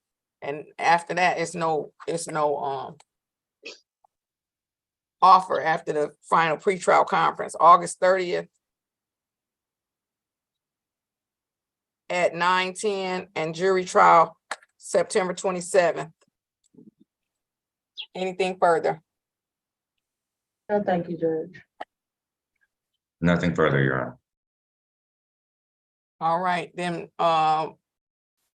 Mr. Kennedy, you're all set. And on August the 30th, the hearing is in person. So put that at 9:12.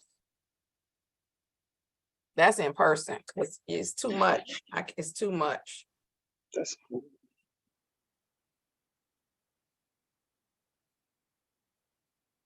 And right, anything further? Nothing further, Your Honor. I'm sorry, I didn't know if I heard Ms. Ritter. That's why I said that. I'm sorry. Oh, I'm sorry, Judge, nothing further from the people. Okay, then we're all set until August 30th. Have a great day. Stay safe. Whew. Ms. Stevenson, did you hear I gave you a jury trial September 27th? It's a special day. Thank you, Your Honor. You're so welcome. I just love giving out gifts and everything. Thank you. Okay. I'm ready on Williams.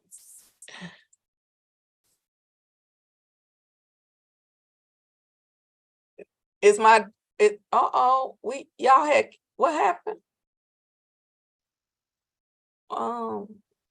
Okay. Dress code policy in full effect. In full effect. All right. And then, ma'am, you have to put your hand down. Okay. So, right.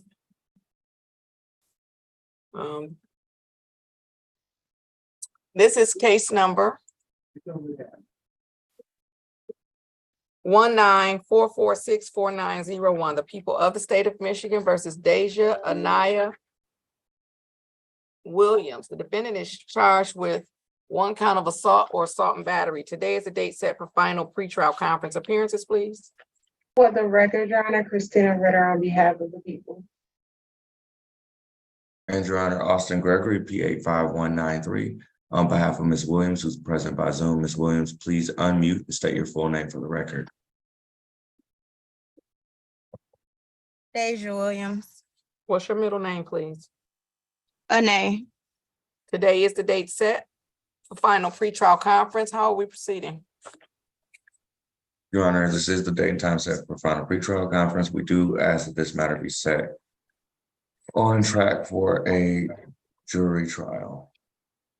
Court is going to continue a not guilty plea on behalf of Ms. Williams, and I will set the matter for jury trial. The court is going to set the matter for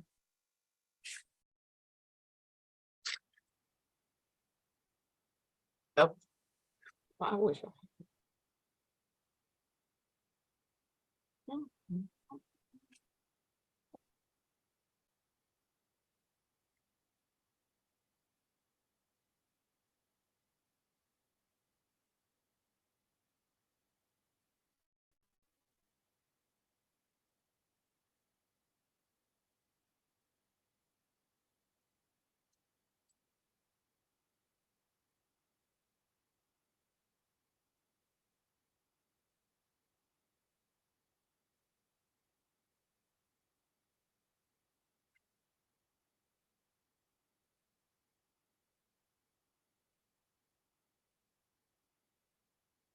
All right. I can't get it in. When was the last time a complaining witness appeared?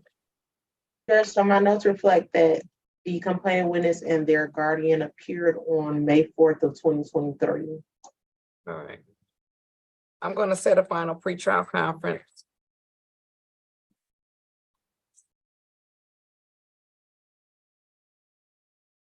for the March. You said, and their guardian, is this a minor or is this a incapacitated person? A minor, Your Honor. Oh, okay. Well, I'm gonna move it up. And since it's, how old is the minor? 16, Your Honor. I'm gonna set the jury trial for January 29th.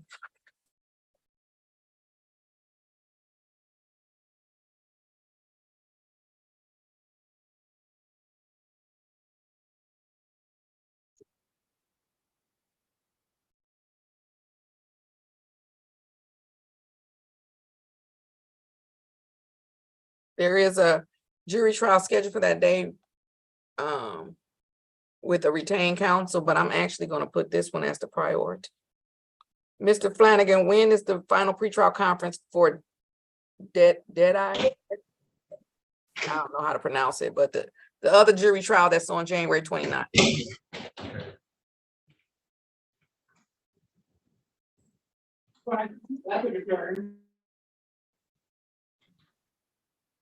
November 1st at 9:10. All right.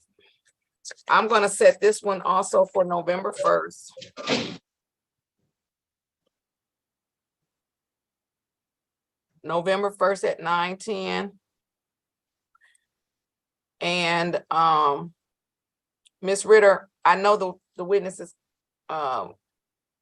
just appeared, but just give them the date that I gave you of the January 29th to make sure that they don't have any conflict with that date, so that I can make it, and then I'll know on November 1st. Understood, Judge. Okay. So January 29th, 2024, and I'll make this the priority case if the witnesses are available. Anything further? No, thank you, Your Honor. Nothing further from the defense, Your Honor. Then we're all set until November the 1st at 9:10. Have a great day, ma'am. Stay safe. All right, let's see. I'm gonna go ahead and do Lovejoy first, actually. And then I don't know who is Jimmy. I thought Alan and Brooks were here, but no, I just see. Is Alan in the breakout room? No. All right. I don't know who Jimmy is.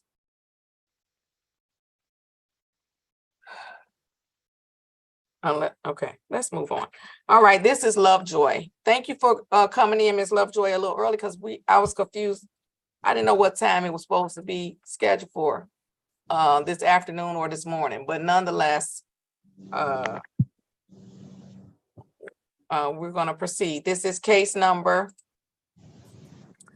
234471402, the people of the state of Michigan versus Nakia Lovejoy. The defendant is charged with 1 count of retail fraud.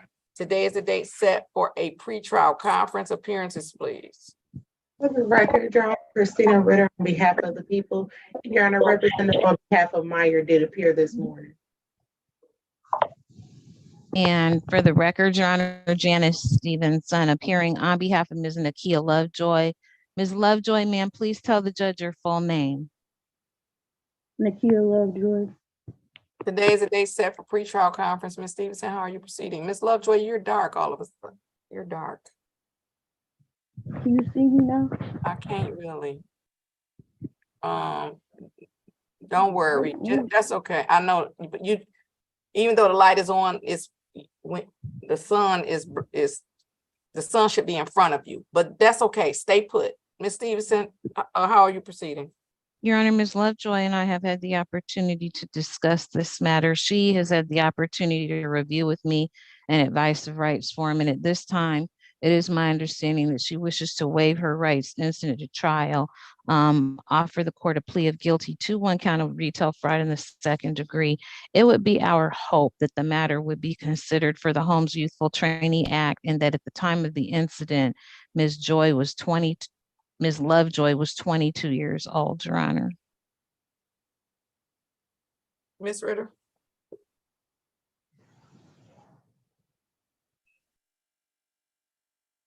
You're muted.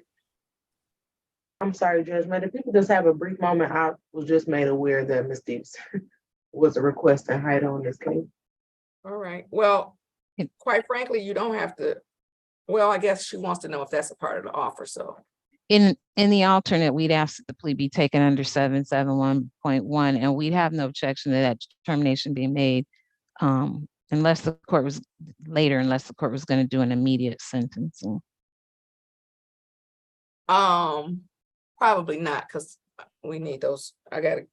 Maybe these people that's coming in now are for these 3 trials. Okay. So probably not. Okay. So Ms. Ritter, you can look into it. You don't have I just need a couple seconds, Judge. I just need a couple seconds. Okay. I apologize for that, Ms. Ritter. I didn't think we would do it today. It's okay. So, Judge, I did review some information, and due to Ms. Lovejoy's age and the people having to consent to HIDA, the people will actually consent to HIDA in this matter. All right. So Ms. Lovejoy, the people have indicated that they will consent to having you sentenced under the Homes Youthful Trainee Act, which would mean a dismissal at the conclusion and a suppression if you accept the offer. And your lawyer has indicated that you want to enter a plea today. Is that what you want to do? Yes. All right, ma'am, I'm going to share my screen. On my screen, you will see an advice of rights form. My question to you is, have you had an opportunity to review for yourself or go over with your lawyer your constitutional rights? Yes. When you did that, did you understand your constitutional rights? Yes. Do you understand that this is a misdemeanor and therefore you have a right to a trial? However, if I accept this plea from you today, you will be giving up your right to a trial. Yes. Has anyone threatened you in any way or promised you anything that was not placed on the record to get you to enter into this plea? No. Are you currently on probation or parole? No. All right, finally drawing your attention to number 11, ma'am, do you understand that by entering into this voluntary plea, you may be giving up your right to an automatic appeal to the circuit court? And if you were to change your mind about the plea, you would have to either request permission of this court to set aside the plea, or you may have to request permission of the circuit court to appeal. Do you understand? Yes. With that understanding, do you still want to enter into this plea today? Yes. Raise your right hand for me, please.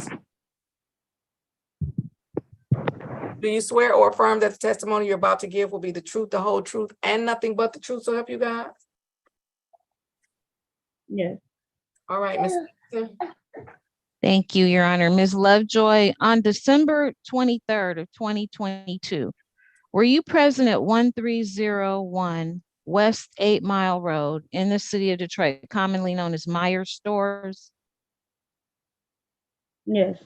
And while at that location on that date, did you attempt to leave the store with merchandise which Meyer was offering for sale without paying for that merchandise? Yes. And was the value of that merchandise just under $256?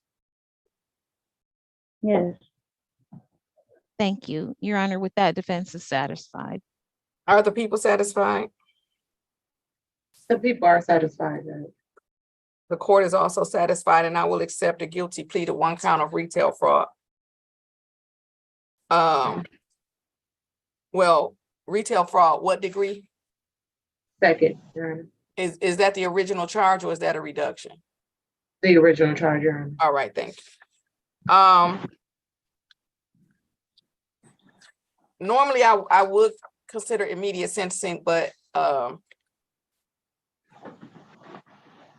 what I'm gonna do is set the matter for sentencing because I have 3 trials that look like they're trying to check in, and I need to see if we're gonna actually have a trial. But I don't have a need to order a pre-sentence report for this particular case.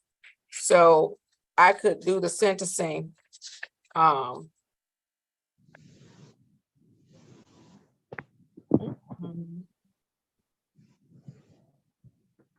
Let me see what August 21st looks like. Hold on.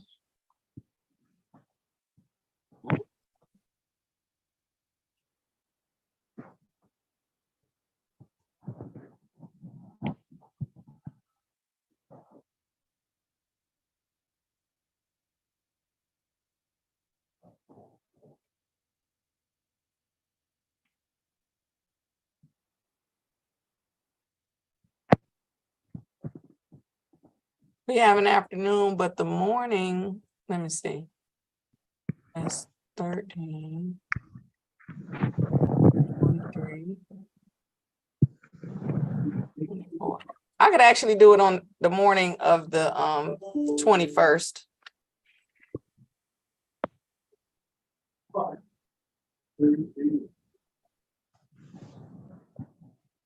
So I'll set the sentencing for 10:50.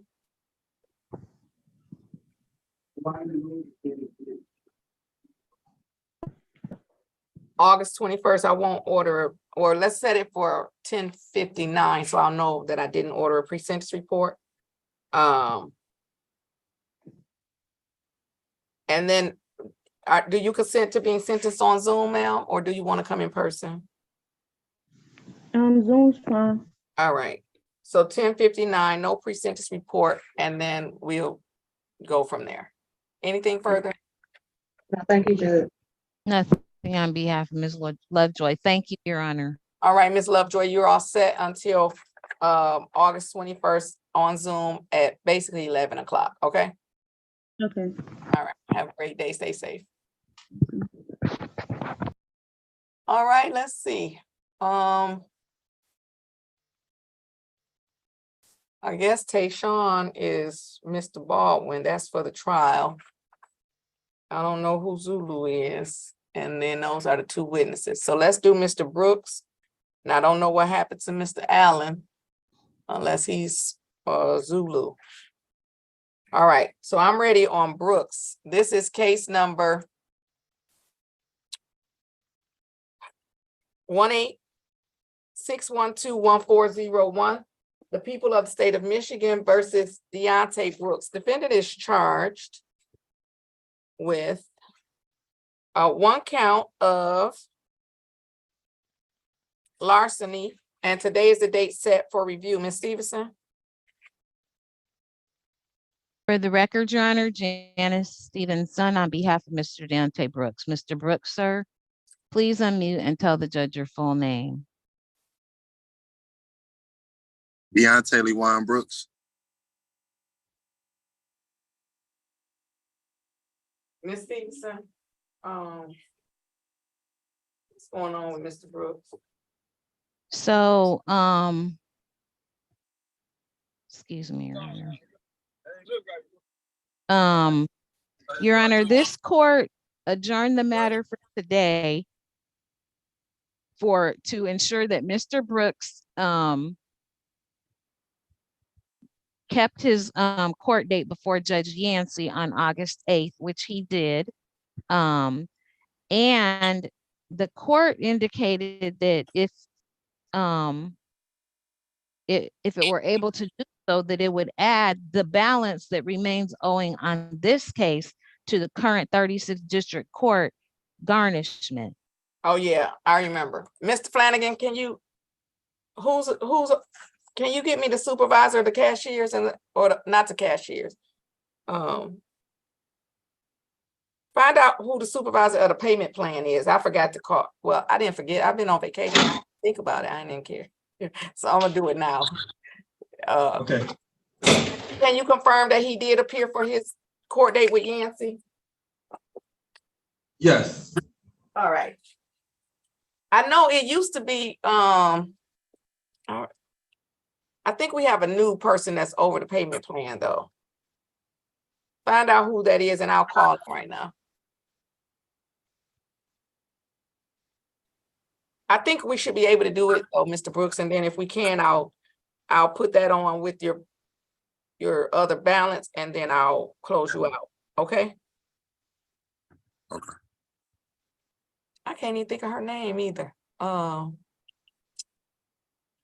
Goodness gracious. All right, well, we'll find out in a minute. Meanwhile, I'm gonna let everybody in, including Zulu. Well, let me let Zulu in first because I know who the other people are. I'll let him stop the video and we can find out who Zulu is. I guess the payment plan would fall under the cashiers, maybe. No, collections, that's collections. I didn't get an answer at the cashier, so I'm calling another person, Your Honor. All right, meanwhile, I'm gonna call the administration. Let me find out who it is. You try and I'm gonna try to. Okay. All right.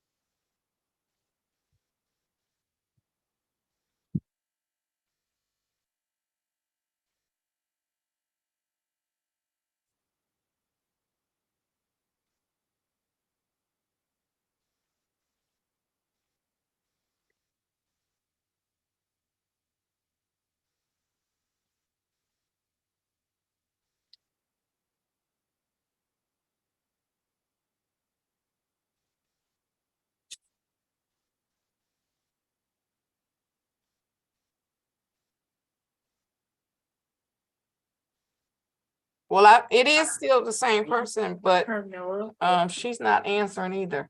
Did you reach anybody? Yes, Your Honor. They said Carmela Wilson, and she's on the phone right now. You saying she's on the phone with you or she's just on the phone? Oh, yeah, she's on another call. Hello, Carmilla. Oh, she just answered my call. Hold on, Mr. Flanagan.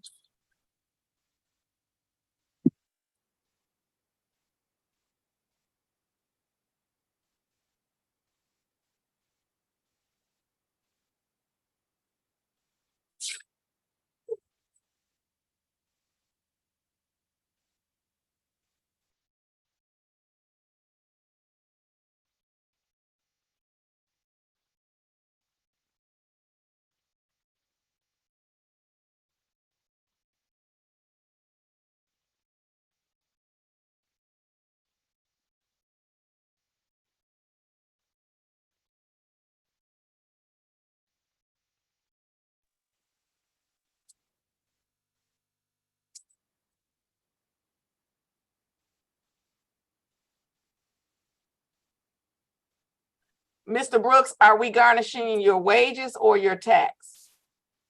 Garnishing my check. It said, Your paycheck that you get every so often? yeah, the paycheck every week. They taking it out.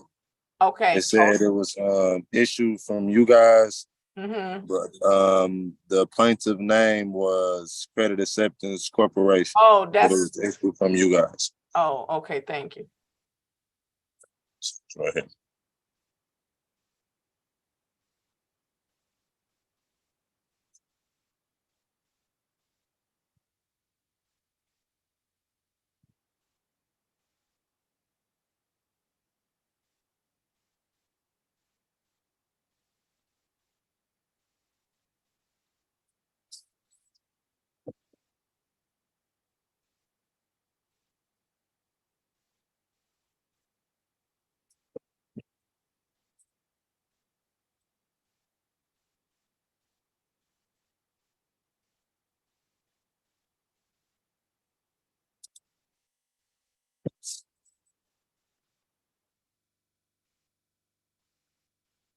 All right, Ms. Stevenson.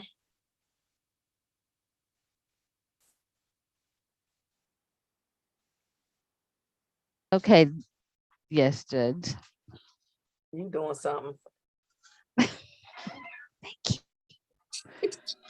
doing something. Okay, yes, Your Honor. All right, so with respect to Mr. Brooks, unfortunately, Mr. Brooks isn't being garnished by the 36th District Court. He's being garnished through the 36th District Court on a civil case, Credit Acceptance Corporation. That's different. He's not in a payment plan, but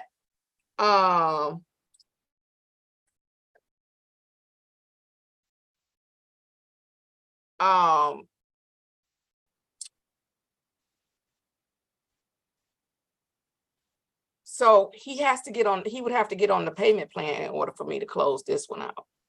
Okay. So he's not being garnished, so I can't add it. I can't add anything to that garnishment because that money goes to the Credit Acceptance Corporation. So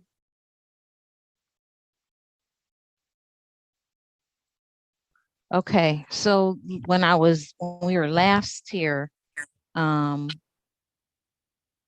Brooks had made a payment, bringing his new balance, I think, down to about $1,900. okay, so And hold on. So he had made a payment of $450. I think it was $400 on July 31st. Okay, so hold on. Whoops, that ain't what I'm trying to do.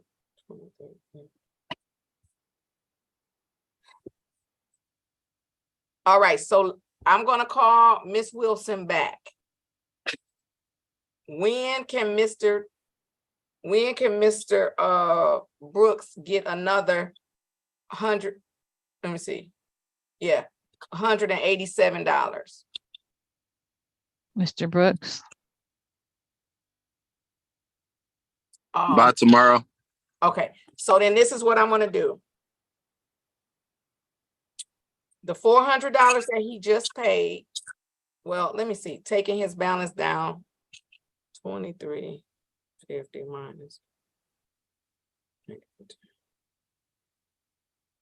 Yeah, so I'm gonna talk to Miss Wilson and have them sort of apply that $400 towards his down payment of the payment plan, because he would have needed $587 to get on the payment plan. So when he gets the other $187, then he needs to come down, because she said he could do the payment plan online, but well, he could still do it online, and then I'll talk to her and have her apply that payment as a part of his down payment so he can get on the payment plan. Okay. So Ms. Stevenson, because he seemed like he's frozen up a little bit. Just make sure, tell him I'm gonna adjourn him till let's adjourn it for 2 weeks. Give him a chance to go online, apply for the payment plan, and then they will She said they'll contact him, and then I'll call her, give her his case number, and tell her about applying the 400 plus the 187 to his payment plan, and then he could get on a payment plan. And they'll take into consideration that he's being garnished. You know, they take into consideration his whole income when they set the payment plan amount. Okay. So let's put him back on the docket. He's frozen, and I don't know if he can hear us all the way, but let's put him back on the docket for August the 24th and see if they were able to do that, and then I'll close him out. And then that way, Okay. if he doesn't, you know, keep the payment plan, then they can garnish, you know, then it could turn into a garnishment from them. But he has to be on the payment plan. Did you hear that, Ms. Brooks, Mr. Brooks? Sorry. Yeah, yes, I heard it. Oh, So I okay. got 2 weeks, less than 2 weeks to pay $187. I'll be on the payment plan, and then we go from there. Yes, once you get on the payment plan, I'm gonna close it. But you have to come back to court on August 24th. At what time, Judge? Well, same time, I guess, 10 o'clock, 10, 11. Okay. Come back. I'm gonna call Miss Wilson back today and give her all the information. Okay. Okay. All right. Okay. We're all set, Mr. Brooks. All right. Thank you so much, Your Honor. Thank you All very much, Your Honor. We'll see you, Mr. Brooks, on August 24th at 10. Okay. All right. Have a great day. Stay safe. Okay. Okay, we're gonna get them done. We're gonna get them done. The person who's on Zulu's iPhone, can you unmute and tell us your name? Yes, ma'am. Officer Moss. Officer Moss, why your name Zulu? That's the name of my iPhone. I'm sorry. Oh. Okay, Miss Ritter, you got a lot of officers. It's some in the hallway, some, Miss Stevenson, the officers are present. All right. I love it. So I'm gonna allow officer to turn on his camera. I'm gonna bring in Miss Ritter's, all these other witnesses for these trials. And then we gonna bring in Mr. Tayshawn. And then And then Ms. Jones is ready also. Dominique Jones. what happened? What you mean? Who is Dominique Jones? She's trial number 2. Oh, she's in person? Yes. Oh. And when you mean she's ready, what do you mean by that? She's completing an advice rights form at this time, Your Honor. We're going to be offering a plea on that case. All right. And then let me see. All right, Mr. Dozier, no, Mr. Baldwin, turn on your camera.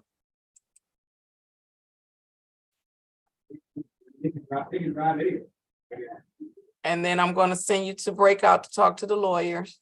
I talked to him already. He's ready. Oh, that's right. Okay, yeah. She talked to you. Okay, so change his name, then I'll put him back. And so what are we doing? Because it looks like the officers are present. Are we coming downtown? Yes, the Dozier Jackson matter is proceeding to trial. The Baldwin matter should be a plea. The Jones matter should be a plea. Is Baldwin? Oh, Baldwin is right here in front of me. Mm-hmm. And you said that should be a plea? Yes. And then where's Dozier Jackson? Are they present? Yes, in the hallway. Oh, so Jones and Dozier Jackson are present. Correct. All right.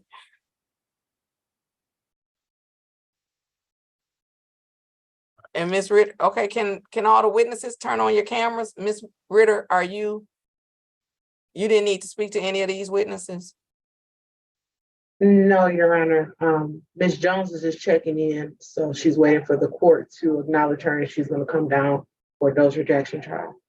All right, well, she need to check in with her camera. I'm gonna step away just briefly and then I'm gonna figure out all these officers. And then we can take it from there. So give me 1 minute. And then where are the officers that are in the hall? Can they come in? Which cases are they? What the officers that are in the hall, what case are they for? Jones, Your Honor. Jones. And Jones. Judge, if Oh. you're gonna do that, can I do a quick breakout with Mr. Baldwin? Like just really fast. Yes, so you go ahead and send them to the breakout. It's 2 officers on screen for Baldwin. 1 officer that's not on screen for Baldwin. And then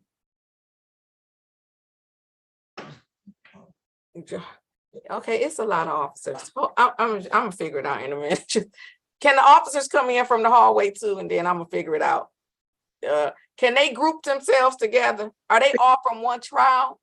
They just for one trial, Ms. Ritter? Because you know, it's Yes, which trial are they for? the officers in person are for Jones. The officers in person are for Jones, which is going to be a plea, right? Miss Stevenson. Oh, she left. Okay, I think she told me that was going to be potential plea. Okay, so then they can say on the front row right quick. I'll try to do that. And then with Dozier Jackson is the one you saying we're coming in person. Yes, and Miss Jones is okay. on Zoom. Okay, so when Miss Stevenson come back, I'll check in Dozier Jackson, and then so that the people can come down who need to come down, and then looks like it's going to be a plea on Jones and Baldwin. All right, then give me a moment, give me 1 moment, because y'all showed up. I mean, it's a lot. Hold on, let me. I mean, what did Miss Ritter say to y'all? It's a license plate illegal use case. What is it? It's 3 officers. What's going on? I'm glad I'm not in the courtroom downstairs. I'll be feeling nervous.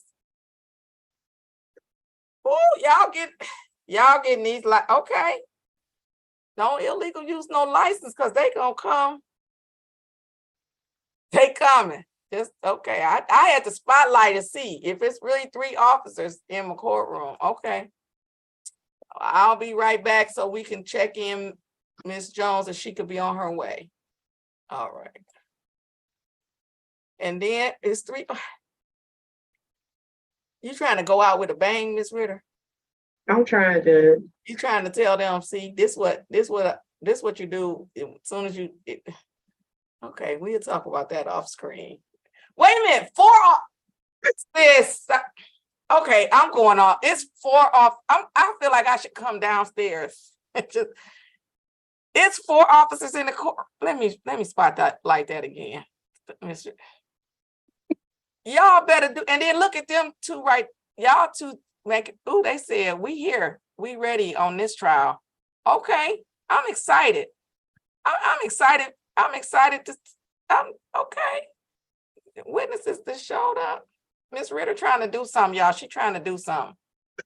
She's trying to show that she is prepared for her trials. And she is. And I'm excited. Okay, for her future. All right. Let me stop playing. They like, why the judge making a big deal? Because it's a license plate illegal. Because sometimes y'all treat her bad and don't show up. All right. Oh, Miss Stevenson back. I done talked so long, Mr. Baldwin back. Okay, bye. I'll be right back.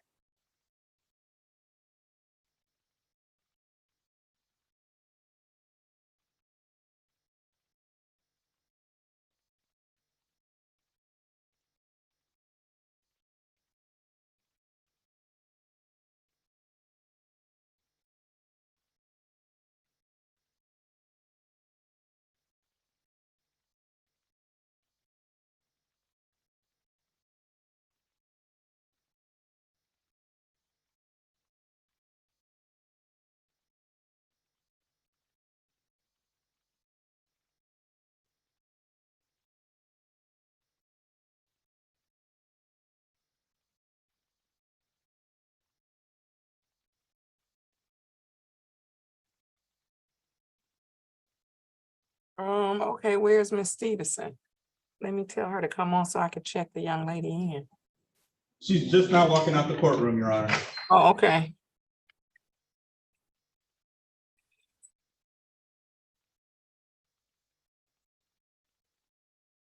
So can the The defendant on Dozier Jackson, I need them to come in the courtroom and stand to the podium, please.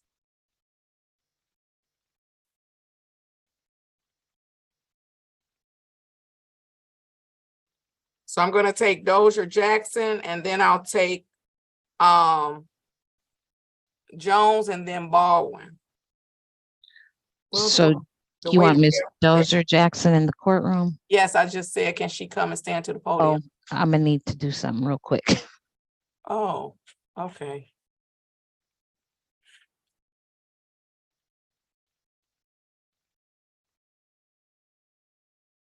It's another, Miss Britta.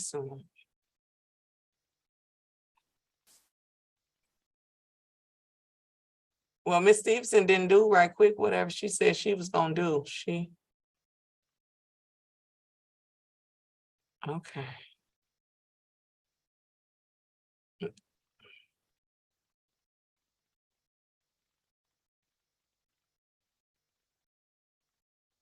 Okay, so that's Baldwin.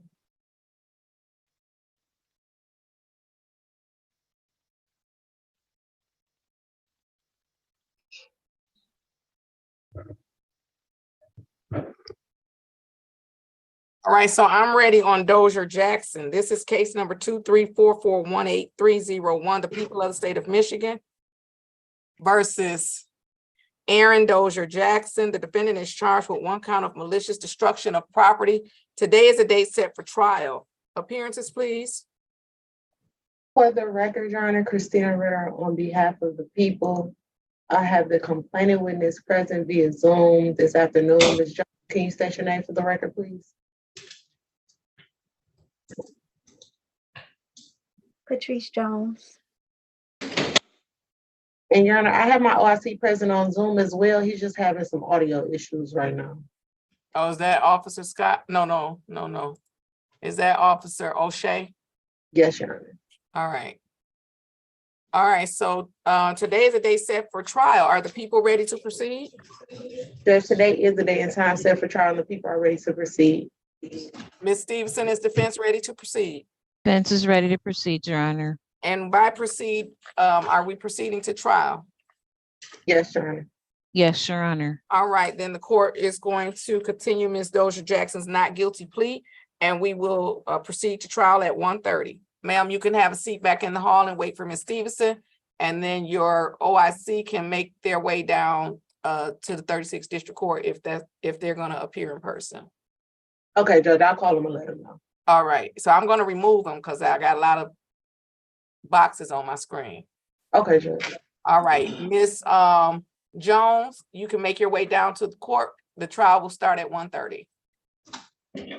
All right. Courtroom 339.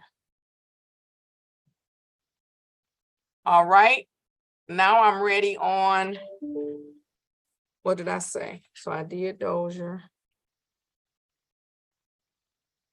Jackson. All right, I'm ready on Jones.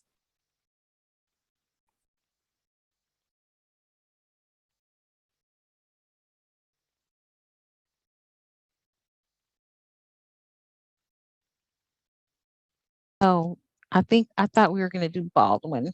I'm not quite ready on Jones. Okay. I know, I'm You're sorry. messing up my, okay, well then I'm ready on Baldwin, because Ms. Stevenson want me to keep looking at them 4 police officers sitting on the front row Well, on Jones. All right, so I'm ready on Baldwin instead. This is case number 216-257-7701, the people of the state of Michigan versus Tashawn Baldwin. The defendant is charged with 1 count of guns, reckless use, and 1 count of brandishing a weapon. And today is the date set for trial. Appearances, please. For the record, Your Honor, Christina Ritter on behalf of the people. I also have my officer in charge present on Zoom this afternoon. Detective Bearcat, can you unmute and state your name for the court? Good afternoon, Your Honor. Detective Mohammed Bearcat. Good afternoon.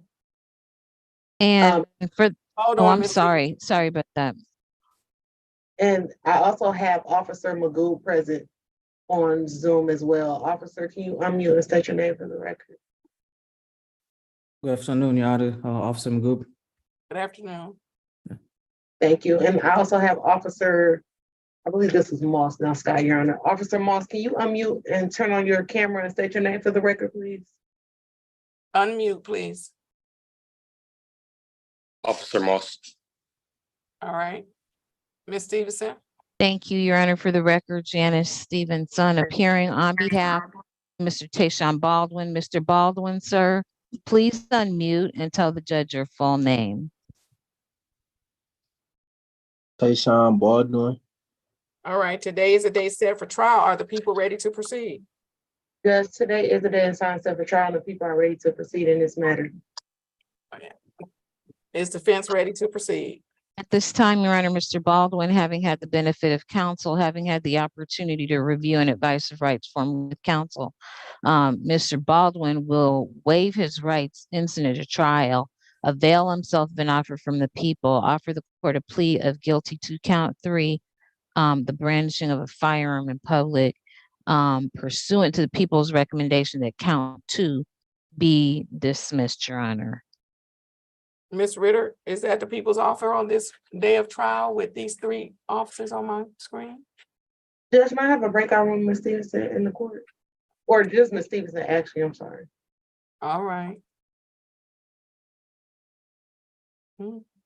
Oh, I don't have to send you nowhere. Go ahead. Sure. Ms. Stevenson, she won't talk to you. Coming right away. Is it 20, 15? please. No, 20, because Oh, okay. 15 is I didn't know. 15 is my room. I'll go to 20. I'll go to 20. Maybe I need to switch and give myself number 1. Okay, well then we're gonna be on a brief recess while they apparently discuss the offer.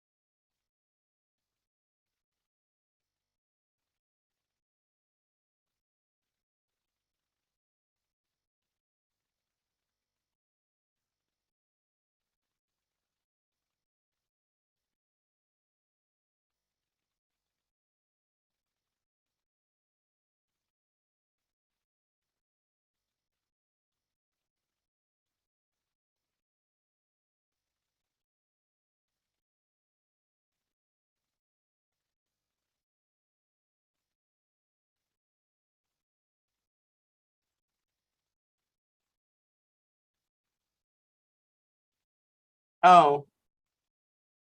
Ms. Stevenson took the defendant. To the breakout. Okay. Sure, sure, of course. Let me just wait for y'all to tell me y'all ready.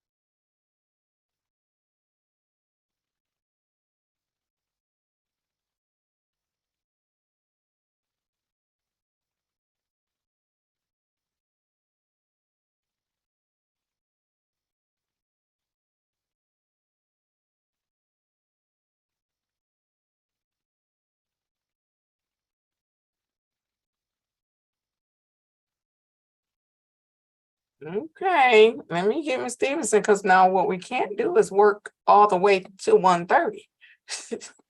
So we might need to, let me get my.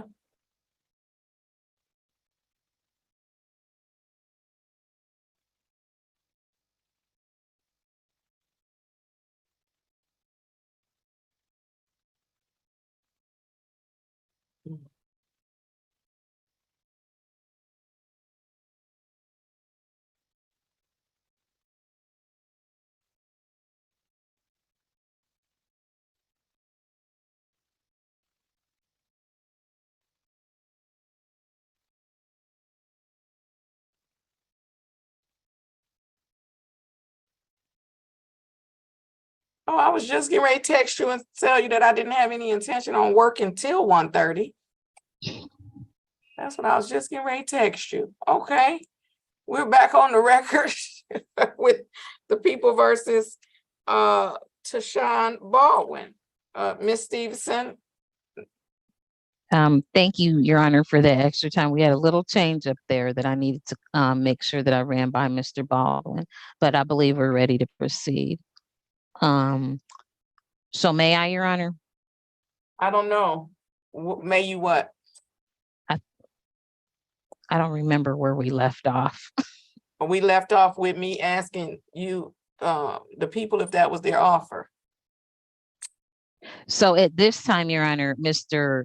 Baldwin wishes to waive his rights incident to trial, avail himself of an offer from the people, waive his rights incident to trial, and offer the court a plea of guilty to one count of the reckless use of a firearm. Which is count 2. It is my understanding that count 3 would be dismissed, Your Honor.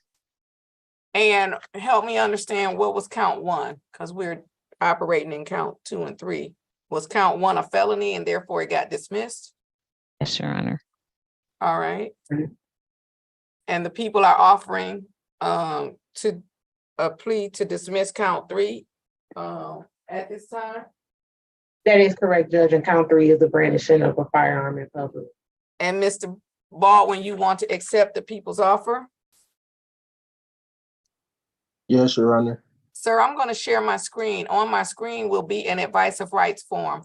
My question to you is, have you had an opportunity to review for yourself or to go over with your lawyer your constitutional rights? Yes, Your Honor. When you did that, did you understand your constitutional rights? Yes, ma'am. Sir, did you understand, or do you understand that this is a misdemeanor and therefore you do have a right to a trial? But if I accept this plea from you today, you are giving up your right to a trial. Yes, Your Honor. Do you understand that the people are ready to proceed, that their witnesses are present, and that you could come down to court this afternoon and have a trial? Do you understand that? Yes, Your Honor. With that understanding, do you still want to give up your right to a trial and enter into this plea? Yes, Your Honor. Have anyone threatened you in any way or promised you anything that was not placed on this record to get you to enter into this plea today? No, Your Honor. Sir, are you currently on probation or parole? Yes, ma'am. And drawing your attention to number 8 on the advice of rights form, do you understand that if I accept a plea from you today, it may be a violation of your probation or your parole? Yes. With that understanding, do you still want to enter into this plea today? Yes, Your Honor. Finally, drawing your attention to number 11 on the advice of rights form, do you understand that by entering into this voluntary plea, you may be giving up your right to an automatic appeal to the circuit court? And if you were to change your mind about the plea, you would have to request this court to set aside your guilty plea or request permission of the circuit court to appeal the conviction. Yes, Your Honor. With that understanding, do you still want to enter into this plea today? Yes, Your Honor. Sir, raise your right hand for me, please.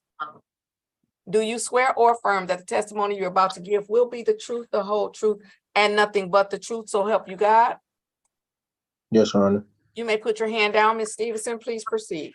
Thank you, Your Honor. Mr. Baldwin, on December 13th of 2021, were you present at 666 West Bethune in the city of Detroit? Yes, ma'am. And on that date at that location, Mr. Baldwin, did you willfully handle a firearm without due care and caution for the safety of individuals and their property in that area at that time? Yes, ma'am. Thank you. With that, Your Honor, defense is satisfied. Are the people satisfied? The people are satisfied, Judge. Court is also satisfied. I will accept a guilty plea to 1 count of guns, reckless use. In exchange for the plea, the court will dismiss count 2.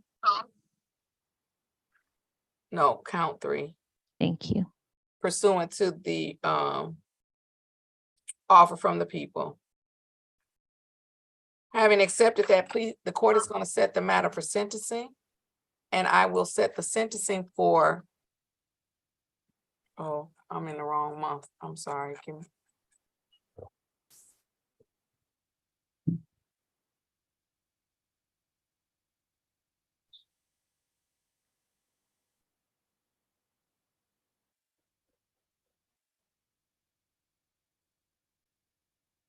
Friday, September 22nd.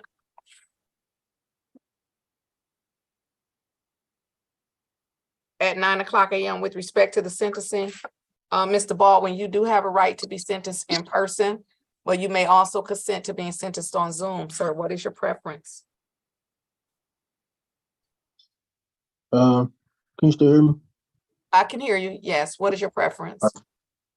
I would like to do Zoom. Okay, then the court sets the matter for 9:00 on Zoom. I am going to send Mr. Baldwin for a pre-sentencing investigation. So Mr. Baldwin, probation is going to contact you by phone. If they cannot reach you, they're going to leave you a message, and then they're also going to mail you a letter. Please make sure you respond, because I need to see your pre-sentence investigation so I can have a proper report on the day of your sentence. Okay. Yes, ma'am. All right. Anything further? Nothing for the record, Judge. I just want to thank the officers for showing up today. Thank you, all the 3 officers for showing up today. She appreciates it. Just these 3, not the other 4 and the 7 is okay. Thank you all for showing up today. Have a great day and stay safe. I had one little thing. Oh, Ms. Stevenson, yes, ma'am. Just that Mr. Baldwin at the time of the incident was 21 years old. So we're going to be asking the court to take that, and the people take that into consideration at the time of sentencing, possibly looking at height on this. All right, so let's make sure. So I definitely would need a pre-sentence report with the request for HIDA. All right, then we're all set. Officer Moss, Officer, I can't pronounce your name. Magoo, and then Officer Bearcat. Did I say it right? You did, ma'am. You did. Oh, okay, good. All right, you're all set. Everybody have a Thank great day and stay safe. Thank you. Have a good day, Your Honor. All right, You thank too, you. Mayor. All right, Thank you. all right. Okay, And just like 1 minute, less Okay. than 1 minute, less Okay. than. Less than, I'm gonna put on my timer. Go.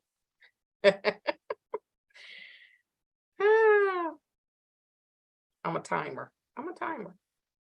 But I'm moving too slow to timer.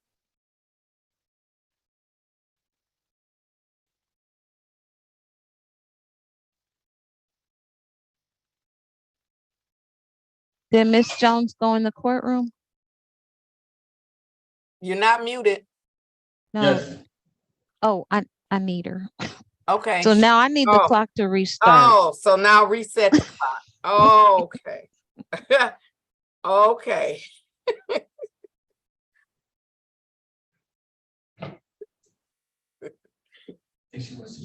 Oh.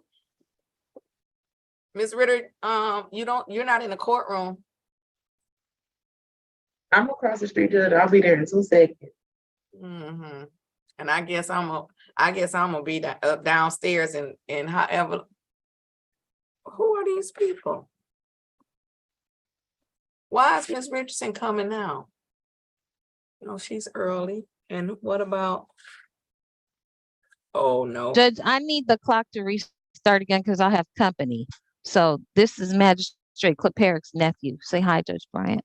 And so Magistrate Compare, he just decided he was gonna interrupt my stuff like I be interrupting his. He can't hear you, but he's right outside your door. So Oh, I'm getting ready. I'm coming downstairs. Bye. she's And on her way hurry up, Miss downstairs now. Stevenson. It's Okay, I will. lunchtime. Okay. Bye. All right. Thank you.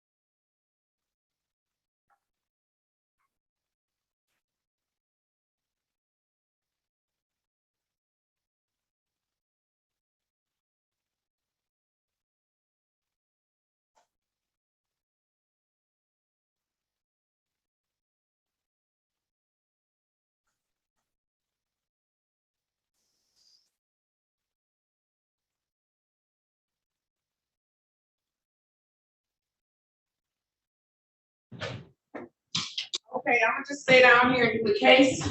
I'll turn the thing around. All right. Oh, if you're in the courtroom, I'm gonna come in with my client. Oh, okay, come on.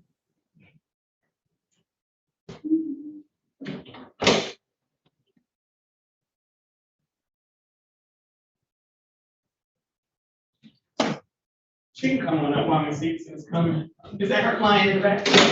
Okay, she can come on.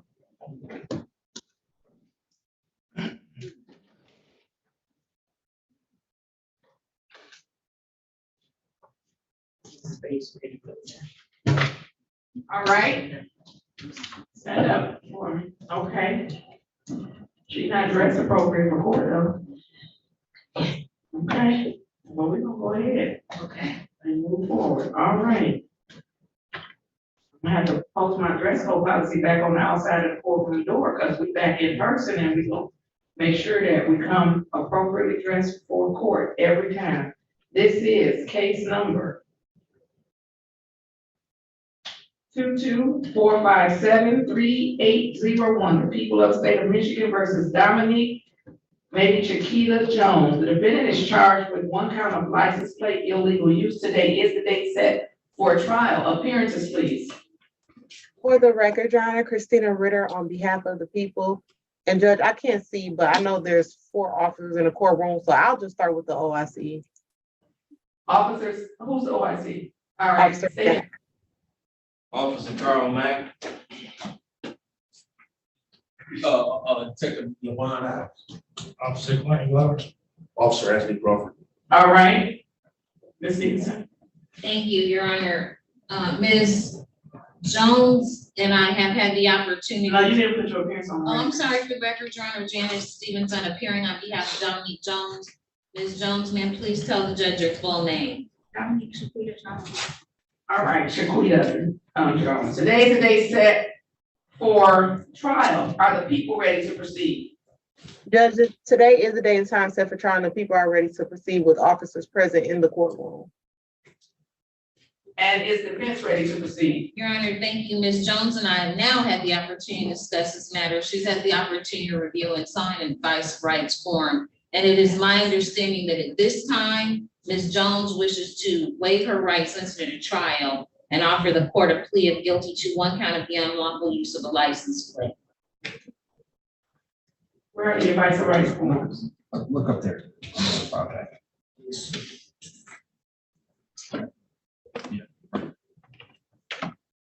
Just a blank one, that's fine. This is you want? Yeah, a blank one. That's not it. This not it. Oh, that's not it. That's not it. Right here. Oh, but did your client sign one? It's only one left. She did, Your Honor. Here it is. Cause I can't share my screen, because I didn't log in. All right. And, Ms. Jones, your lawyer indicated you wanna enter a plea today. Is that what you want to do, ma'am? Yes. I have in my hand an advice of rights form. Have you previously read, or gone over with your lawyer your constitutional rights?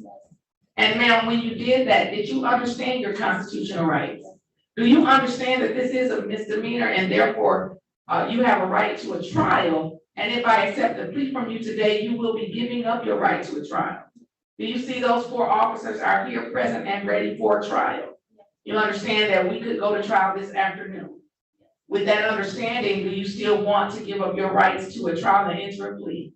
Has anyone threatened you in any way or promised you anything to get you to give up your rights to a trial in this case? Are you currently on probation or parole?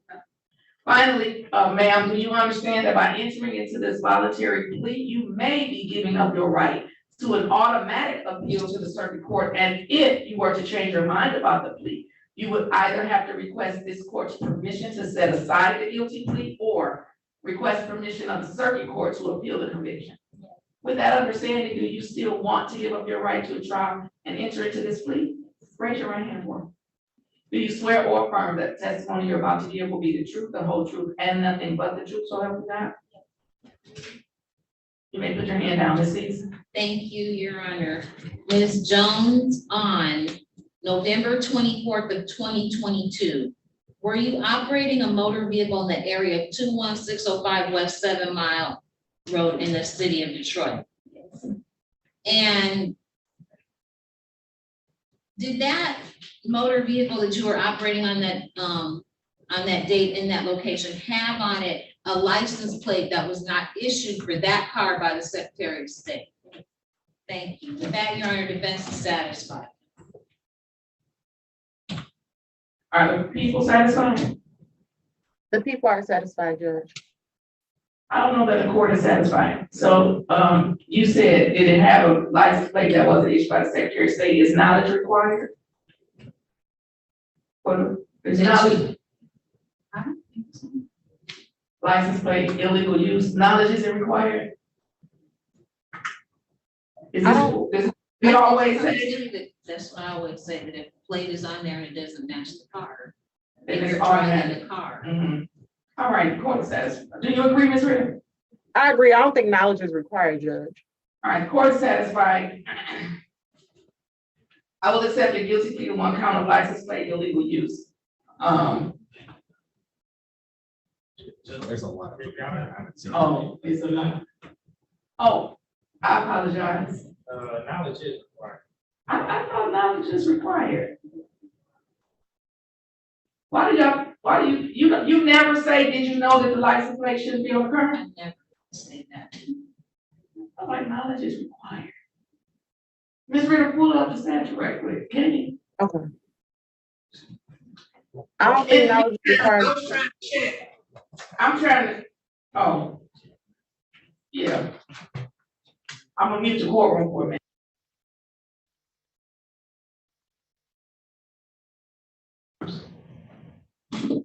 They have her, you're wrong in there. Yeah, there's a lot that's in there. Oh, okay, all right. All right. I have the statute pulled up, Judge. Can you read it to me?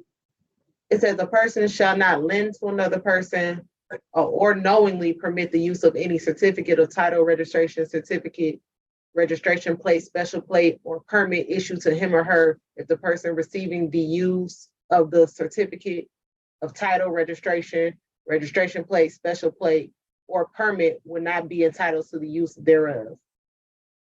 Yeah, I think knowledge is required. And then it goes on to say a person shall not carry or display upon a vehicle any registration certificate or registration plate not issued for that vehicle. Oh, maybe that part right there. Read that part, the second part.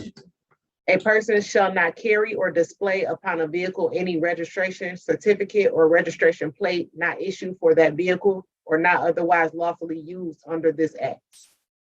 Okay, so, all right, so the knowledge to the owner, operator, knowledge to the owner, you shall not place something on your car that doesn't belong there. And then, is that an and or? I need to look at the statute, but the second part doesn't appear to require knowledge. Read it to me one more time, because you saying this is always a factual basis? That's always. Okay, well, I must not have paid attention to it, because I immediately thought of knowledge. Read that last part to me one more time. A person shall not carry or display upon a vehicle any registration certificate or registration plate not issued for the vehicle or not otherwise lawfully used under this act. All right, and who was the vehicle? Whose vehicle was it? Was it your client's vehicle or somebody else's vehicle? Well, I'm gonna say we have admitted that she was operating the vehicle. But not owning the vehicle. I Well, okay, right, all right, court is satisfied. I'm gonna accept the guilty plea to one count of license plate illegal use. I was going to do immediate sentencing, but she got a lot of stuff in the system, so I'm not. I had I done made you an officer. I had Mr. Flanagan look her up right quick, because if she didn't, I was gonna go ahead and sentence her. She has a lot of stuff. Okay. So I'm gonna send her for a pre-sentence investigation. Okay. So that they can let her know all the stuff she has, and if there are any warrants out there, understand. right? Okay. So I'm not gonna do immediate sentencing. I'm gonna set the sentencing for. What's the?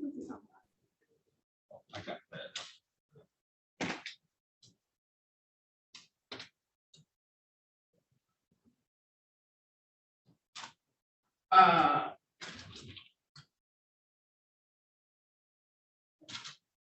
just said that last one. September 22nd, and then no more for me for September 22nd. September 22nd. And let's send her for a pre-sentence investigation. I know the traffic court judge. Who, a lot, oh no, I was gonna say a lot of different ones, but it's, all right, yes, he'll tell you. So I don't know, she has a lot of cases that she owes money on. And I don't know if any of them are open warrants, it was too many for me to just have them look, but he'll tell you. With Judge Williams, Larry Williams. Not from my clerk, not all them tickets. I'll call Judge Williams' clerk and then they can put that in. Yes, sir. Okay, all right, but as a part of her sentence, you know, that's what's gonna be a part of her sentence, you gotta clear it out, We're gonna but. start working on it. All right, so September 22nd at 9 AM. No, 9 AM. Do you want to be sentenced in person or on Zoom? All right, anything further? Nothing for the record. Ms. Jones. All right, then we're all set. Everyone have a great day. Enjoy your 25-minute lunch, Ms. Ritter. Thank you. And everybody stay safe. All right. You're welcome. Thank you.